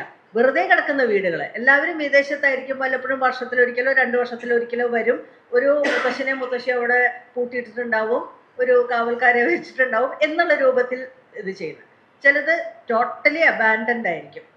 ആ തരത്തിലുള്ള വീടുകളൊക്കെ പ്രയോജനപ്പെടുത്താൻ കഴിയുകയാണെങ്കിൽ, ശരിക്കും പറഞ്ഞപ്പോൾ ഒരാൾക്ക് ഒരു ഹോം നേഴ്സ് എന്നുള്ളൊരവസ്ഥയിൽ, അല്ലെങ്കിൽ ഒരു ഭക്ഷണം ഉണ്ടാക്കാൻ തീരെ വയ്യാത്ത ആൾക്കാരുടെ കാര്യമാണ് പറയുന്നത്. ഒറ്റയ്ക്ക് ജീവിക്കുന്ന എത്രയോ സ്ത്രീകളും പുരുഷന്മാരും കേരളത്തിൽ ഇപ്പോഴും ഉണ്ട്. സ്പൗസ് മരിച്ചിട്ടാവാം, അല്ലെങ്കിൽ വിവാഹമോചനം നേടിയിട്ടാവാം, പാർട്ട്ണർ ഇല്ലാത്തതാവാം, പലതും ആവാം. അപ്പം അങ്ങനത്തെ ആൾക്കാർക്കെങ്കിലും ഒരുമിച്ച് ജീവിക്കാനായിട്ടുള്ള സംവിധാനങ്ങൾ. അപ്പോൾ ഇത്തരത്തിലുള്ള വീടുകൾ ഉണ്ടെങ്കിൽ അതിനെ ഗവൺമെൻറ്റിൻ്റെ ഒരു കൃത്യമായിട്ടുള്ള നിയന്ത്രണത്തിൽ തന്നെ ആയിരിക്കണം. അതിനൊരു നിയമം വേണം എന്നുള്ള അർത്ഥത്തിൽ, റെഗുലേഷൻസ് വേണം എന്നുള്ള അർത്ഥത്തിൽ. ആൾക്കാർക്ക് സ്വന്തമായിട്ടോ അല്ലെങ്കിൽ കൂട്ടായിട്ടോ കമ്മ്യൂണിറ്റി ആയിട്ടോ ഒക്കെ ലീസ് പോലെയൊക്കെ ചെയ്ത് അതിനെ ഈ എൽഡർലി ലിവിങ്ങിന് സജ്ജമാക്കിക്കൊണ്ട് ആളുകൾക്ക് കൊടുക്കുക. ഒരു റൂമും പൊതു സംവിധാനങ്ങളും. എന്ത് തരം ചികിത്സ എന്നുള്ളതിനെ സംബന്ധിച്ചിട്ടുള്ള ഒരു കാര്യം സ്പെസിഫൈ ചെയ്യാം എന്ന് തോന്നുന്നു. അതായത് ഇതിപ്പോൾ അലോപ്പതിയാണോ അല്ലെങ്കിൽ മറ്റുള്ള ഇതാണോ? അപ്പോൾ കേരളത്തിലെന്ന് പറഞ്ഞു കഴിഞ്ഞാൽ ആയുർവേദം വളരെ, പ്രത്യേകിച്ചും ഇപ്പോഴത്തെ വയസ്സായിട്ടുള്ള ആൾക്കാരെ സംബന്ധിച്ചിടത്തോളം ആയുർവേദം ആക്സെപ്റ്റബിൾ ആയിട്ടുള്ള ഒരു കാര്യമാണ്, പലരും ഉപയോഗിക്കുന്നതാണ്. മറ്റ് ഹോമിയോ തുടങ്ങിയിട്ടുള്ള കാര്യങ്ങളൊക്കെ അതിൻ്റെയൊക്കെ ഇതിനെക്കുറിച്ചൊക്കെ അഭിപ്രായ വ്യത്യാസങ്ങളൊക്കെ ഉണ്ടാവാം.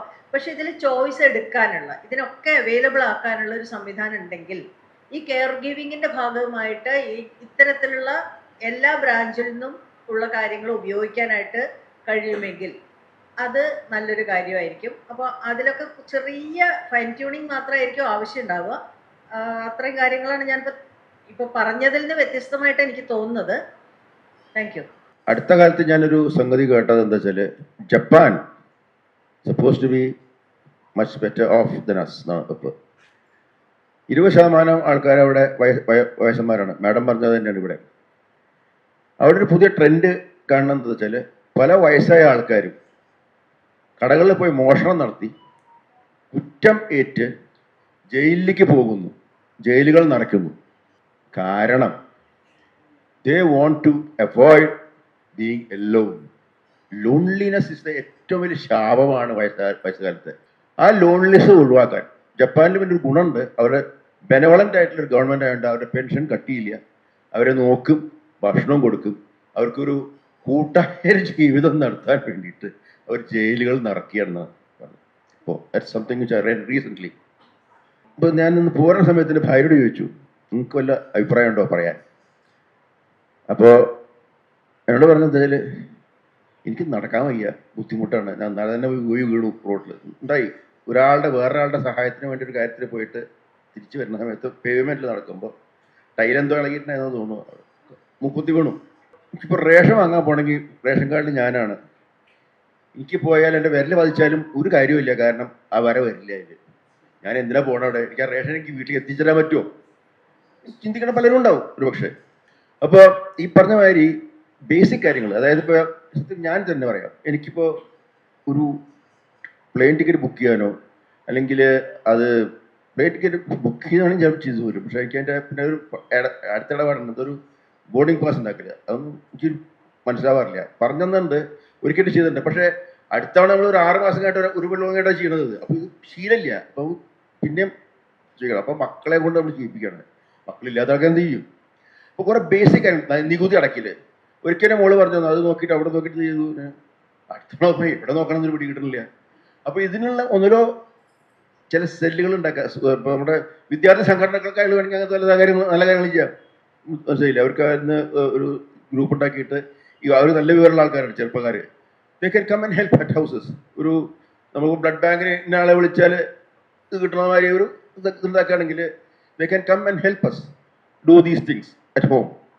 ഇതിനുവേണ്ടി തപ്പി പിടിച്ച് അക്ഷയ കേന്ദ്രത്തിൽ പോയ കഥ പറയുന്നുണ്ട്. എൻ്റെ വൈഫും ഞാനും കൂടിയിട്ട് ഞങ്ങൾ വീട് മാറിയപ്പോൾ അഡ്രസ്സ് മാറ്റണം ആധാർ കാർഡിൽ. അക്ഷയ കേന്ദ്രങ്ങളൊക്കെ മുകളിലാണ്, കോണിയുള്ളൂ, ഇതില്ല, എന്താ പറയുക, ലിഫ്റ്റില്ല. എൻ്റെ ഭാര്യയ്ക്ക് കോണി കയറാൻ പറ്റില്ല, കാരണം അല്ല അങ്ങനെയാണ്. അപ്പോൾ അതിപ്പോൾ പെൻഡിങ് എടുക്കാണ്ട് ഇപ്പോൾ മാറ്റ്. അപ്പോൾ അങ്ങനത്തെ പല പ്രശ്നങ്ങളുണ്ട്. ഇങ്ങനത്തെ ദൈനംദിന ജീവിതത്തിന്റെ കാര്യങ്ങൾക്കുള്ള സഹായം വയസ്സായ ആൾക്കാർക്ക് ആവശ്യമാണ്. അതൊന്ന്. വേറൊരു കാര്യം ഞാൻ അടുത്ത കാലത്ത് കണ്ടിട്ടുണ്ട്, ഞാൻ പലപ്പോഴും ശ്രദ്ധിക്കാറുണ്ട്. ഈ പോക്സോ കേസിൽ കുറെ വയസ്സന്മാരെ പിടിച്ച് ജയിലിട്ടുണ്ട്. വയസ്സന്മാർ എന്തുകൊണ്ട് പോകണം? I have seen mean age is above 70. Above 70. ഷാജികൾ പറയുണ്ടാവും അത്. ഈ ഡിമെൻഷ്യലി യു ഹാവ് വർക്ക്ഡ്. ഫ്രോണ്ടൽ ലോബിന്റെ പ്രശ്നങ്ങൾ വന്നു കഴിഞ്ഞാൽ, ഡിസ്ഇൻഹിബിഷൻ വന്നു കഴിഞ്ഞാൽ പലപ്പോഴും പലതരം ചെയ്യും. ഇവരെ കൂടെ ജയിലിട്ടുണ്ടെങ്കിൽ എന്താ, ജയിൽ കൂടുതൽ പണിയേണ്ടി വരും. ഇവർ മരിക്കണവരെ അവരെ താമസിപ്പിക്കാനവിടെ. മനസ്സിലായില്ലേ? ഇവർക്കിത് വരാത്ത വിധത്തിൽ ഇവർക്ക് പലപ്പോഴും ഇവരൊക്കെ എങ്ങനെ വെച്ചാൽ ഏകന്മാരെ ആയിരിക്കും, ഒന്നും ഉണ്ടാവില്ല, പെട്ടെന്ന് ഡിമെൻഷ്യയിൽ പോണ ആ ഒരു അവസ്ഥയിൽ ഇങ്ങനെയൊക്കെ ചെയ്ത് കളയും. ഈ സ്റ്റഡി നടത്തണം, ഇങ്ങനത്തെ സംഭവിക്കുന്നത് ഇതാണോ കാരണം എന്ന് ആദ്യം മനസ്സിലാക്കുന്നത്. അങ്ങനെയാണെങ്കിൽ ഇവർക്ക് അങ്ങനെ അത് ഉണ്ടാവാതിരിക്കാൻ അവർക്ക് സഹായം കൊടുക്കണം. പിന്നെ ഞാൻ പണ്ടൊരു സജഷൻ കൊണ്ടുവന്നില്ല. ഞാൻ IMA ഈ വാർദ്ധക്യ കാര്യങ്ങളുടെ ചുമതലപ്പെട്ട ഒരാളായപ്പോൾ ഒരു 10-20 കൊല്ലം മുമ്പ് ഞാനൊരു സംഗതി വന്ന് എല്ലാവരും ഔട്ട്വോട്ട് ചെയ്തു. കാരണം നമുക്കതിൻ്റെ ആവശ്യമില്ല എന്നിട്ട് ഞാൻ അന്ന് കരുതിയിട്ടുണ്ടായിരുന്നത് പലരും പറഞ്ഞു അത് ഇദ്ദേഹം വേഷം ചെയ്യുന്നുണ്ട്. അത് ഞാൻ അന്ന് ഉദ്ദേശം എന്താ വെച്ചാൽ ഓരോ ഒരു ഏരിയയിൽ, പഞ്ചായത്ത് ഏരിയയിലോ അല്ലെങ്കിൽ അവർ ഒരു ഔട്ട്ലൈൻ ഏരിയയിൽ 2 കാര്യങ്ങളാണ് നോക്കണം. വയസ്സായ ആൾക്കാർ വീട്ടിൽ ഒറ്റയ്ക്ക് വിടുന്നു, കൊച്ചു കുട്ടികളുണ്ടാവും, അവരെ കൊണ്ട് കൃഷിയിലാക്കാൻ ജോലിക്ക് പോകുന്ന ആൾക്കാർക്ക്.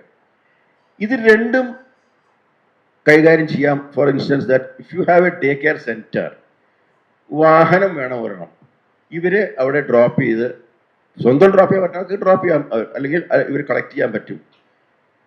അവിടെ വയസ്സായ ആൾക്കാരുടെ ഇടയിൽ കുട്ടികളും കൂടി ചേരുമ്പോൾ ഒരു ഇൻട്രാക്ഷൻ ഉണ്ടാവും. കുട്ടികൾക്ക് വയസ്സായ ആൾക്കാരെ പറ്റിയിട്ടുള്ള ഒരു ധാരണ വരുന്നിപ്പോൾ ഒരു പഴയമായിട്ടുള്ള ബഹുമാനം അല്ലെങ്കിൽ അതിലുള്ള സ്നേഹമൊന്നും ഇല്ല, കുറവാണ്. അത് ഉണ്ടായി വരികയും ചെയ്യും. ഈ living village local self government സെക്രട്ടറിക്ക് വാങ്ങി വയ്ക്കാനുള്ള ഒരു ഓതറൈസേഷൻ സർക്കാർ നൽകണം. അത് സുപ്രീം കോടതിയുടെ സജഷനിലുണ്ടോ എന്ന് എനിക്ക് സംശയമുണ്ട്. അപ്പോൾ പഞ്ചായത്ത് സെക്രട്ടറി ഒരു ക്ലർക്ക് ഉണ്ടാവണം ഇത് വാങ്ങി വയ്ക്കാൻ. അപ്പോൾ ഒരു പ്രശ്നം വന്നു കഴിഞ്ഞാൽ അതിൻ്റെ ഒരു ഗവൺമെൻറ് റെക്കോർഡായി. മാത്രമല്ല അത് വളരെ യൂസ്ഫുള്ളായിരിക്കും. കാരണം ഭാവിയിലുള്ള പ്രവർത്തനങ്ങൾക്ക് എപ്പോഴും നമ്മൾ എൽഡേഴ്സിൻ്റെ മനുഷ്യാവകാശങ്ങൾ പറയുമ്പോൾ the right to die with dignity is most important. അതൊന്നും ലിവിങ് വില്ല അതിൻ്റെ ഭാഗമാണ്, ഈ right to die with dignity. നമുക്ക് സാർവദേശീയ മൃഗാവകാശ പ്രഖ്യാപനത്തിൽ പോലും മൃഗങ്ങളുടെ പെട്ടെന്ന് കൊല്ലേണ്ടതിനെ പറ്റി പറയുന്നുണ്ട്. നമ്മുടെ മനുഷ്യരുടെ കാര്യം പറഞ്ഞ് ഈ സാധനം ഇല്ല. മൃഗങ്ങളെ കൊല്ലുമ്പോൾ അത് എത്ര കുറച്ച് വേദനയിൽ അവസാനിപ്പിക്കണം എന്നുള്ളതിനെ പറ്റി കൃത്യമായി പറയുന്നുണ്ട് ആനിമൽ റൈറ്റ്സ്. അപ്പോൾ ഇത് ചുരുങ്ങിയ വർഷം എൽഡേഴ്സിനെങ്കിലും ഒരു കാര്യം കൂടെ എനിക്ക് പറയാനുള്ളത് എന്താ വെച്ചാൽ, ഈ ഒറ്റയ്ക്ക് ജീവിക്കുന്നവർ, അത് കേരളം ഇനി കാണാൻ പോകുന്നില്ല. ഒരു 30 കൊല്ലം കൂടെ കഴിഞ്ഞാൽ ജനസംഖ്യയിൽ വലിയൊരു ശതമാനം 90ഓളം അടുത്ത വിധവകളെ. കാരണം ആണുങ്ങൾക്ക് പൊതുവെ ബയോളജിക്കലി ആയുസ് കുറവാണ്. മാത്രമല്ല അവരുടെ ജീവിതശൈലിയും മറ്റു പ്രശ്നങ്ങൾ കൂടുതൽ ഞാൻ വിശദീകരിക്കില്ല. അതുകൊണ്ട് അവർ നേരത്തെ എന്തായാലും പോകും. അതുകൊണ്ട് വിധവകൾ വലിയൊരു ബേർഡനായിരിക്കും. അവരുടെ പ്രായം 90-ന് താഴെയായി. അപ്പോൾ അവർക്ക് പ്രത്യേകം അവരെ മുന്നിൽ കണ്ടിട്ട് വേണം. അതിൻ്റെ ഒരു ഭാഗമായിട്ട് നമ്മുടെ എല്ലാ ഡിഗ്രിയൊക്കെ പഠിക്കുമ്പോൾ ഓരോ സബ്ജക്റ്റ് ഓപ്ഷണലിനകത്തുണ്ട്. ജെറൻറ്റോളജി നിർബന്ധമായിട്ടൊരു സബ്ജക്റ്റായിരിക്കും, നിർബന്ധമായിട്ടൊരു സബ്ജക്റ്റായിരിക്കും. MBBS പഠിക്കുന്ന കുട്ടിക്ക് ജെറിയാട്രിക്സും വേണം തീർച്ചയായും. അത് അവരുടെ സിലബസിൻ്റെ ഭാഗമായിരിക്കണം. അതിന് പ്രത്യേക ക്രെഡിറ്റ് കൊടുക്കണം. Thank you. ഇപ്പോൾ നമ്മുടെ അമൃത് സാർ പറയുകയുണ്ടായി കമ്മ്യൂണിറ്റി സപ്പോർട്ടാണ് ഈ എൽഡർലി കെയറിൽ ഏറ്റവും ഇമ്പോർട്ടൻ്റ് ആയിട്ട് ഞാൻ മനസ്സിലാക്കിയിരിക്കുന്നത്. ഞാൻ ഇപ്പോൾ അവിടെ ഞങ്ങളൊരു ഗ്രൂപ്പ് ഉണ്ട്, അവിടെ കുറച്ച് സന്നദ്ധ പ്രവർത്തകർ, കമ്മ്യൂണിറ്റി ലെവലിൽ പ്രവർത്തിക്കുന്നവർ, ഇവിടുത്തെ ട്രെയിനിങ് കഴിഞ്ഞ് പോയ ആളാണ് ഞാൻ. ഇവിടുത്തെ വാളണ്ടിയർ കൂടെ ഉണ്ട്. അപ്പോൾ അത് ഞങ്ങൾ 3ആക്കി തിരിച്ചിട്ടുണ്ട്. അവർ 60 to 70. ഇത് ഒരു WHO കണക്കൊന്നുമല്ല, ഇത് ഞങ്ങൾ ഉണ്ടാക്കിയ ഒരു ഇതാണ്. 60 to 70, 70 to 80 and 80, 90 and onwards. അപ്പോൾ അതിൽ ചെയ്തിരിക്കുന്നത്, ഞങ്ങളുടെ സ്റ്റഡിയിൽ കണ്ടത്, ഇത്തരം വീടുകളിൽ ഈ 70 എബോവ് അല്ലെങ്കിൽ 80 എബോവിലാണ് കൂടുതൽ ദുരിതം അനുഭവിക്കുന്നത്. പരസഹായം ഇല്ലാണ്ട് ഒന്നും ചെയ്യാൻ പറ്റില്ല. അവരുടെ വീടുകളിൽ നിന്ന് തന്നെ ഒരുപാട് ബുദ്ധിമുട്ടുകൾ ഫേസ് ചെയ്യുന്നുണ്ട്. സ്വന്തം വീട്ടിൽ നിന്ന്, സമൂഹത്തിൽ നിന്ന് വേറെ, സമൂഹത്തിൽ നിന്ന് ഒറ്റപ്പെട്ട് കഴിഞ്ഞു. അത്തരം വീടുകളിൽ ഞങ്ങൾ അവർക്ക് വേണ്ട സമയം നോക്കാതെ, ഞങ്ങൾക്ക് സമയത്തിനല്ല, അവരെടുത്ത് എത്ര നേരം വേണമെങ്കിലും ഇരുന്ന് അവരോടൊപ്പം ഞങ്ങൾ സമയം ചെലവഴിച്ച് അവർക്ക് വേണ്ട എല്ലാ കാര്യങ്ങളും, ഇപ്പോൾ ATM കാർഡിൻ്റെ പ്രസാർ പറയുകയുണ്ടായി, അത്തരം പൈസ പോലും എടുത്ത് ഞങ്ങൾ കൊടുക്കുന്ന ഒരു സംവിധാനം അവിടെ ഉണ്ടാക്കിയിട്ടുണ്ട്. അതേപോലെ തന്നെ വാട്സപ്പ് ഗ്രൂപ്പ് അവിടെ ഇടുന്ന എല്ലാ 14 സന്നദ്ധ കമ്മ്യൂണിറ്റി വോളണ്ടിയർ അവിടെ എടുത്തത്. ഈ 14 പേരും അതിൽ അഡ്മിൻസ് ആണ്. ആർക്കും അതിൻ്റെ അവരുടെ വിവരം കിട്ടും. ഇമ്മീഡിയറ്റ്ലി നമ്മളെ പ്രതികരിക്കണു, വേണ്ട ചെയ്യുന്നു. അവരുടെ ഒരു കൂട്ടായ്മ ഞങ്ങൾ ചെയ്തു. അതിൽ ദിവാരൻ സാറും കൂടെ പങ്കെടുത്തിരുന്നു. വീട്ടിൽ വേദന അനുഭവിച്ചിട്ട് ദുഃഖം അനുഭവിച്ചിട്ട് ഇരിക്കുന്ന അവരുടെ 2 മണിക്കൂർ അവരുടെ സന്തോഷം ഞങ്ങളതിൽ കണ്ടു. ഞങ്ങൾ സംതൃപ്തരുമാണ്. 60 to 70 പറഞ്ഞാൽ ആ കാറ്റഗറിയിൽ 60 to 70 വയബിളാണ്, ആക്റ്റീവാണ്. ഇപ്പോൾ ഞങ്ങളുടെ ഇവിടുത്തെ നോക്കിക്കഴിഞ്ഞാൽ ഡോക്ടർമാരായാലും ബാക്കിയുള്ള എല്ലാ വോളണ്ടിയേഴ്സും ആ പ്രായത്തിലുള്ളവരാണ്. അവരെ വിനിയോഗിക്കണം എന്നാണ്. അത് എൻ്റെ ബാക്കി കാര്യങ്ങൾ എങ്ങനെയാണെന്ന് വെച്ചാൽ ആവാം. വാർദ്ധക്യകാലത്ത് ഒറ്റപ്പെട്ടു പോവുക, ആരാരും നോക്കാനില്ലാത്ത സ്ഥിതി ഉണ്ടാവുക എന്നുള്ളതാണ് ഏറ്റവും വലിയ ഒരു വിഷമം. അതിന് നമ്മൾ ഈ ഒരു ഈസി ഓപ്ഷനായിട്ട് കാണുന്നത് കെയർ ഹോമുകളാണ്. എൻ്റെ ഒരു അഭിപ്രായത്തിൽ അങ്ങനെ കെയർ ഹോം എന്നുള്ള ഒരു ഈസി ഓപ്ഷൻ ആവരുത്. അത് കമ്മ്യൂണിറ്റിയുടെ തന്നെ ഒരു ഉത്തരവാദിത്തമായിട്ട് അവർ തന്നെ അത് ഏറ്റെടുക്കണം എന്നുള്ളതാണ്. കാരണം അത് പോസിബിളാണ്. ഇപ്പോൾ നമ്മുടെ പാലിയേറ്റീവ് കെയർ ഇത്രയും വ്യാപകമായിട്ട് ഉണ്ട്. ഒരു ആക്ഷൻ പ്ലാൻ ഉണ്ടാക്കിയത് 2023 ആണ്, പാലിയേറ്റീവ് കെയർ ആക്ഷൻ പ്ലാൻ ഉണ്ടായത്. അപ്പോൾ അതിൽ ഒരു രോഗിക്ക് ഒരു വളണ്ടിയർ എന്നുള്ള നിലയ്ക്ക് ട്രെയിൻ ചെയ്തെടുത്തിട്ട് വലിയൊരു വളണ്ടിയേഴ്സിൻ്റെ ഒരു നിര ഉണ്ടാക്കണം എന്ന് പറയുന്നുണ്ട്. അത്തരത്തിൽ ഒരുപാട് വളണ്ടിയേഴ്സിന് ഉണ്ടാക്കുകയും അതൊരു നേരത്തെ പറഞ്ഞ മാതിരി നെയ്ബർഹുഡ് നെറ്റ്വർക്ക് ഇൻ പാലിയേറ്റീവ് എന്നുള്ള കൺസെപ്റ്റ് നമ്മൾ വളരെ വലുതാക്കുകയും ചെയ്തു കഴിഞ്ഞാൽ ഊഴം വെച്ചിട്ടെങ്കിലും ഒരു വളണ്ടിയർക്ക് ഒരു വയോജനത്തിൻ്റെ വീട്ടിൽ അവർക്ക് കൂട്ടിരിക്കാൻ സാധിക്കും എന്നുള്ളതാണ്. ഡേ ആൻഡ് നൈറ്റ് എന്നുള്ള നിലയ്ക്ക് ആ നിലയ്ക്ക് പോവുകയാണെങ്കിൽ അതിന് 2 ഗുണമാണല്ലോ. ഒന്ന്, ഈ ആൾ രക്ഷപ്പെടണമെന്നുള്ളത്. അതുമാത്രമല്ല കമ്മ്യൂണിറ്റിയിൽ തന്നെ വലിയൊരു സോഷ്യൽ ക്യാപിറ്റൽ ഉണ്ടാക്കുന്നുള്ളതാണ്. ഒരു കമ്പാഷനേറ്റ് കമ്മ്യൂണിറ്റി എന്നുള്ള ആ ഒരു ഇതിലേക്ക് നമുക്ക് ഇവോൾവ് ചെയ്യാനും പറ്റും. അതിന് വേണ്ടിയിട്ടുള്ള സഹായങ്ങളാണ് നമ്മുടെ ഈ വകുപ്പ് ചെയ്യേണ്ടതെന്നുള്ളത്. എന്ന് വെച്ചാൽ കൂടുതൽ ആൾക്കാരെ ട്രെയിൻ ചെയ്യിക്കുക, അവർക്ക് വേണ്ട ചെറിയ ചെറിയ സഹായങ്ങളൊക്കെ ചിലപ്പോൾ ചെയ്തു കൊടുക്കേണ്ടി വന്നു വരും. അപ്പോൾ അങ്ങനെയുള്ള ഈ എന്താ പറയുക ട്രാൻസ്പോർട്ടേഷൻ അങ്ങനെയുള്ള വല്ല കാര്യങ്ങളുണ്ടെങ്കിൽ അതൊക്കെ കാര്യങ്ങളൊക്കെ ചെയ്യുക. ഈ നിലയ്ക്ക് കഴിയുന്നിടത്തോളം അവരവരെ വീടുകളിൽ തന്നെ കെയർ കൊടുക്കാൻ വേണ്ടിയിട്ടുള്ള സംവിധാനം നമ്മുടെ പാലിയേറ്റീവ് കെയർ പ്രവർത്തനത്തിൽ കൂടെ ഉണ്ടാക്കിയെടുത്താൽ നന്നായിരിക്കും. അഡ്വക്കേറ്റ് രമ പറഞ്ഞ എല്ലാ സെക്ടറിൻ്റെ അത് പ്രത്യേകിച്ചും ഞാനിപ്പോൾ അലോപ്പതി സൈഡിലുള്ള അത് പ്രത്യേകിച്ച് ചേർത്തിട്ടുണ്ട്. ഞാൻ പറയുമ്പോൾ വിട്ടുപോയതാണ്. തീർച്ചയായിട്ടും ആയുർവേദത്തിന് വലിയൊരു റോളുണ്ട്, ഹോമിയോയ്ക്ക് റോൾ ഉണ്ടാവാം, അത് എല്ലാം നമുക്ക് പറയാൻ പറ്റില്ല. അപ്പോൾ എല്ലാ സംവിധാനം നാച്ചുറോപ്പതി അടക്കമുള്ള, കാരണം അപ്പോൾ അത് ഇതിലേക്ക് കൊണ്ടുവരേണ്ടതുണ്ട്. എല്ലാ സേവനങ്ങളും ഇപ്പോൾ നടന്നു വരുന്നത് യാതൊരു ഏകോപനം ഇല്ലാതെയാണ്. ഇപ്പോൾ അലോപ്പതിയുടെ പാലിയേറ്റീവ് താഴോട്ട് പോകുന്നുണ്ടെങ്കിൽ അത് വേറെ വണ്ടി പോവും, ഹോമിയോൻ്റെ വേറെ വണ്ടി പോവും, പിന്നെ ആയുർവേദത്തിൻ്റെ വേറെ. അപ്പോൾ അത് ഒരു സാധ്യതയാണ്. ഇതിനകത്ത് കുറെ പേര് ഇരിക്കുന്ന ഒരു പെൻഷനേഴ്സാണ്. അവർക്ക് ഈ കയ്യിൽ പൈസ ഇല്ലാത്ത വൃദ്ധരുടെ പ്രശ്നം മനസ്സിലാക്കാൻ കുറച്ച് ബുദ്ധിമുട്ടാണ്. അതും ഏറ്റവും മറ്റ് വരുമാനങ്ങളില്ലാത്ത മക്കളും വളരെ സാമ്പത്തികമായി ബുദ്ധിമുട്ടുന്ന വൃദ്ധജനങ്ങൾ വല്ലാത്ത ഒരു പരിധി അവർക്കുള്ളത് ആകെ ഈ സാമൂഹ്യ പെൻഷൻ മാത്രമാണ്. സാമൂഹ്യ പെൻഷൻ എന്ന് പറയുന്നത് ഒരു ഔദാര്യം പോലെ ഇങ്ങനെ ഓരോ സർക്കാരും 500-ലും 600-ലും തുടങ്ങി ഞങ്ങൾ 2000-ൽ എത്തിച്ചില്ലേ, ഞങ്ങൾ 2500-ൽ എത്തിച്ചു എന്ന് പറയലല്ല അതിൻ്റെ ശരി എന്നുള്ളതാണ്. 60 കഴിഞ്ഞ ആളുകൾക്ക് 10,000 രൂപ വീതമെങ്കിലും മിനിമം കൊടുത്തിരിക്കണം. അത് നമുക്കൊരു സജഷനായിട്ട് വെക്കാൻ പറ്റേണ്ടതാണെന്നാണ് എൻ്റെ ഒരു അഭിപ്രായം. ഏറ്റവും മിനിമം ഈ 10,000 കിട്ടുമ്പോൾ മക്കൾക്കും ഒരു വില ഉണ്ടാവും ഈ അച്ഛനെയും അമ്മയെയും പറ്റി. അവർ ആ 10,000 ഉള്ള ആളാണ് എന്നുള്ള ഒരു അന്തസ്സ് ഉണ്ടാവും. മറ്റൊന്ന്, അവർക്കത് കൈകാര്യം ചെയ്യാൻ പറ്റുമെങ്കിൽ അവരുടെ മരുന്നിന്, അവരുടെ മറ്റാവശ്യങ്ങൾക്ക്, അവരുടെ ചെറിയ യാത്രകൾക്കൊക്കെ ഇത് ഉപയോഗിക്കും. ഇപ്പം ഈ കിട്ടുന്ന 2,000-ഉം 2,500-ഉം വെച്ച് തന്നെ അവർ ഭയങ്കര അഭിമാനത്തിലാണ് അത് ഞങ്ങൾക്കുണ്ട് എന്നുള്ളത്. ഏറ്റവും താഴേക്കിടയിലുള്ള മനുഷ്യരുടെ സാമ്പത്തിക സ്ഥിതി ഉയർത്താനുള്ള കൃത്യമായ നിർദ്ദേശം നമ്മുടെ ഭാഗത്തു നിന്ന് ഉണ്ടാവണം എന്നുള്ളതാണ് എൻ്റെ ഒരു അഭിപ്രായം. ഈ വൃദ്ധർ പകൽ വീടുകളിലേക്ക് എത്തല്ല വേണ്ടത്, എത്തിക്കുകയാണ് വേണ്ടത് എന്നുള്ളത്. അത് വീട്ടുകാരുടെ ഉത്തരവാദിത്വം ആവരുത്. അത് ഇപ്പം നമ്മൾ ഈ ത്രിതല പഞ്ചായത്തിലാണ് ആ സംവിധാനം ഉള്ളതെങ്കിൽ ആ പകൽ വീട്ടിൽ തന്നെ ആളുകളെ, സ്കൂൾ കുട്ടികളെ കൊണ്ടുവരുന്നത് പോലെ ഈ ആളുകൾ വീട്ടിലിരിക്കുമ്പോൾ വീട്ടിലേക്ക് വാഹനം എത്തണം, വീട്ടിൽ നിന്ന് അവരെ കൊണ്ടുവരികയും വീട്ടിലേക്ക് അവരെ കൊണ്ടാക്കി കൊടുക്കുകയും വേണം. ഈ കൗൺസിലിംഗ് എന്ന് പറയുന്നത് വളരെ അത്യാവശ്യമുള്ള ഒരു സംഗതിയാണ്. ഇപ്പോൾ ചെറുപ്പക്കാരെല്ലാം അവരുടെ സ്വന്തം നിലയ്ക്ക് കൗൺസിലിങ്ങിലേക്ക് പോകുന്നുണ്ട്. അവർക്ക് പരീക്ഷയുടെ സമയമായാൽ മറ്റോരോ കാര്യം വരുമ്പോഴും അവർ കൗൺസിലിങ്ങിലേക്ക് പോകുന്നുണ്ട്. പക്ഷേ ഈ സീനിയർ സിറ്റിസണിന് നിർബന്ധമായും കൗൺസിലിങ് ആവശ്യമുണ്ട്. അതിന് അവർക്ക് ഒരുപാട് മാനസിക പ്രയാസങ്ങളുണ്ട്, പ്രത്യേകിച്ച് ഒറ്റപ്പെട്ടതിൻ്റെ. ഇനി ഒറ്റപ്പെട്ടില്ലെങ്കിൽ പോലും മക്കള് മര്യാദയ്ക്ക് പെരുമാറാത്തതിൻ്റെ പ്രശ്നം വന്നിരുന്നു. അപ്പൊ അതിനൊരു നിർദ്ദേശവും വന്നിട്ടുണ്ടായിരുന്നു. കാരണം നമ്മൾ തന്നെ കണ്ട ഒരു തദ്ദേശ ഭരണ സ്ഥാപനം, ഒരു മുനിസിപ്പാലിറ്റി സ്വന്തമായിട്ട് ഹോം നേഴ്സുമാരെ പരിശീലനം കൊടുത്തിട്ട് അവർ തന്നെ ഇവരെ വിന്യസിക്കുകയും അപ്പൊ അതിനൊരു ഏകോപനവും ഒരു ഉത്തരവാദിത്വം ഉണ്ടാവും. അതൊരു പ്രധാനപ്പെട്ട കാര്യമാണ്. അപ്പൊ ഇതൊരു കച്ചവടം പോലെയും ആയി മാറുന്ന ഒരു ഈ രോഗിയെ കുളിപ്പിക്കാനോ അവർക്ക് ഇങ്ങനെ എഴുന്നേപ്പിക്കാനോ ഒന്നും അറിയാത്ത ആളുകളാണ്. ഒന്നും അറിയാത്തവര് അവരുടെ പരിചരണം കൂടി വീട്ടുകാരെ ഏറ്റെടുക്കേണ്ടി വരുന്ന അങ്ങനെ അത് ശരിക്കും ചെയ്യാം. തദ്ദേശ നല്ലതാണ്. ഞങ്ങള് Avanissery Kerala senior citizen unit ആണ്, അതിന്റെ പ്രസിഡന്റാണ് ചന്ദ്രൻ പുറത്താള. ഞങ്ങള് 4 വർഷത്തോളമായിട്ട് അവിടെ ഒരു യൂണിറ്റ് ഉണ്ട്. ഏകദേശം 150ഓളം പേരെല്ലാം എടുത്തിട്ടുണ്ട്. എല്ലാ മാസത്തിലും 3-ാമത്തെ ശനിയാഴ്ച അവണിശ്ശേരി പഞ്ചായത്തിൻ്റെ മിനി ഹാളിൽ ഞങ്ങൾ കൂടുന്നുണ്ട്.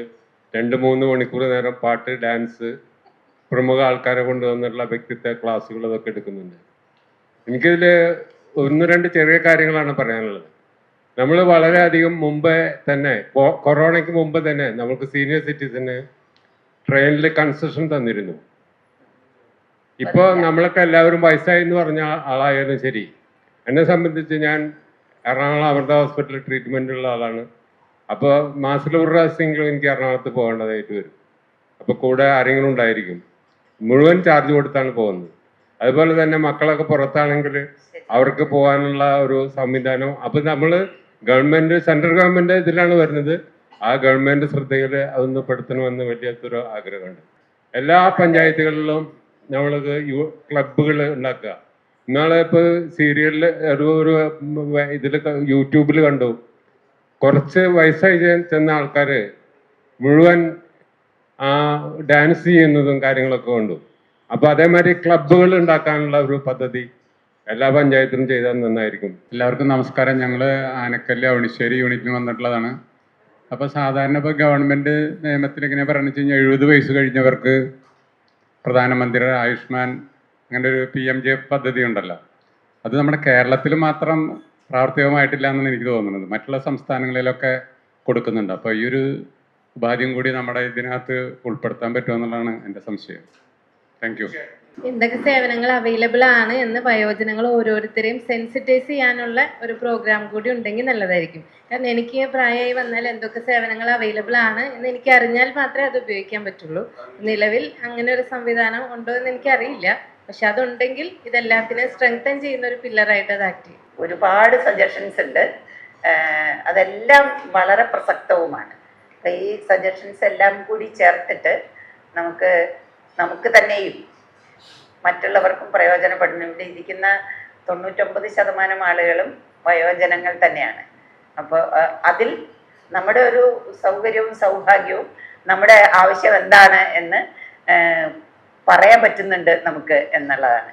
പലർക്കും ഇങ്ങോട്ട് എത്താൻ പറ്റാത്ത ആളുകളുണ്ട്, ഇത് പറയാൻ പറ്റാത്തവരുണ്ട്, വലിയ രോഗത്തിൽ അവശതയിൽ കിടക്കുന്നവരുണ്ട്. ആ ഒരു ഘട്ടമൊന്നും അല്ലാത്തത് കൊണ്ട് നമുക്കിവിടെ വരാനും സംസാരിക്കാനും മറ്റുള്ളവർക്ക് വേണ്ടി കൂടി നിയമനിർമ്മാണത്തിന് സർക്കാരിന് നിർദ്ദേശം കൊടുക്കാനാണ്. എന്തായാലും ഒരു പുതിയ വകുപ്പ് വരുമ്പോൾ നമുക്കതിനകത്ത് ഇടപെടാൻ പറ്റുന്നു, അതിന് നമ്മൾ ശ്രമിച്ചു എന്നുള്ളത് തീർച്ചയായിട്ടും വളരെ നല്ലൊരു കാര്യമാണ്. എല്ലാവരെയും അതിൻ്റെ ഒരു സന്തോഷം ഷെയർ ചെയ്തുകൊണ്ട് നമുക്ക് അവസാനിക്കാം.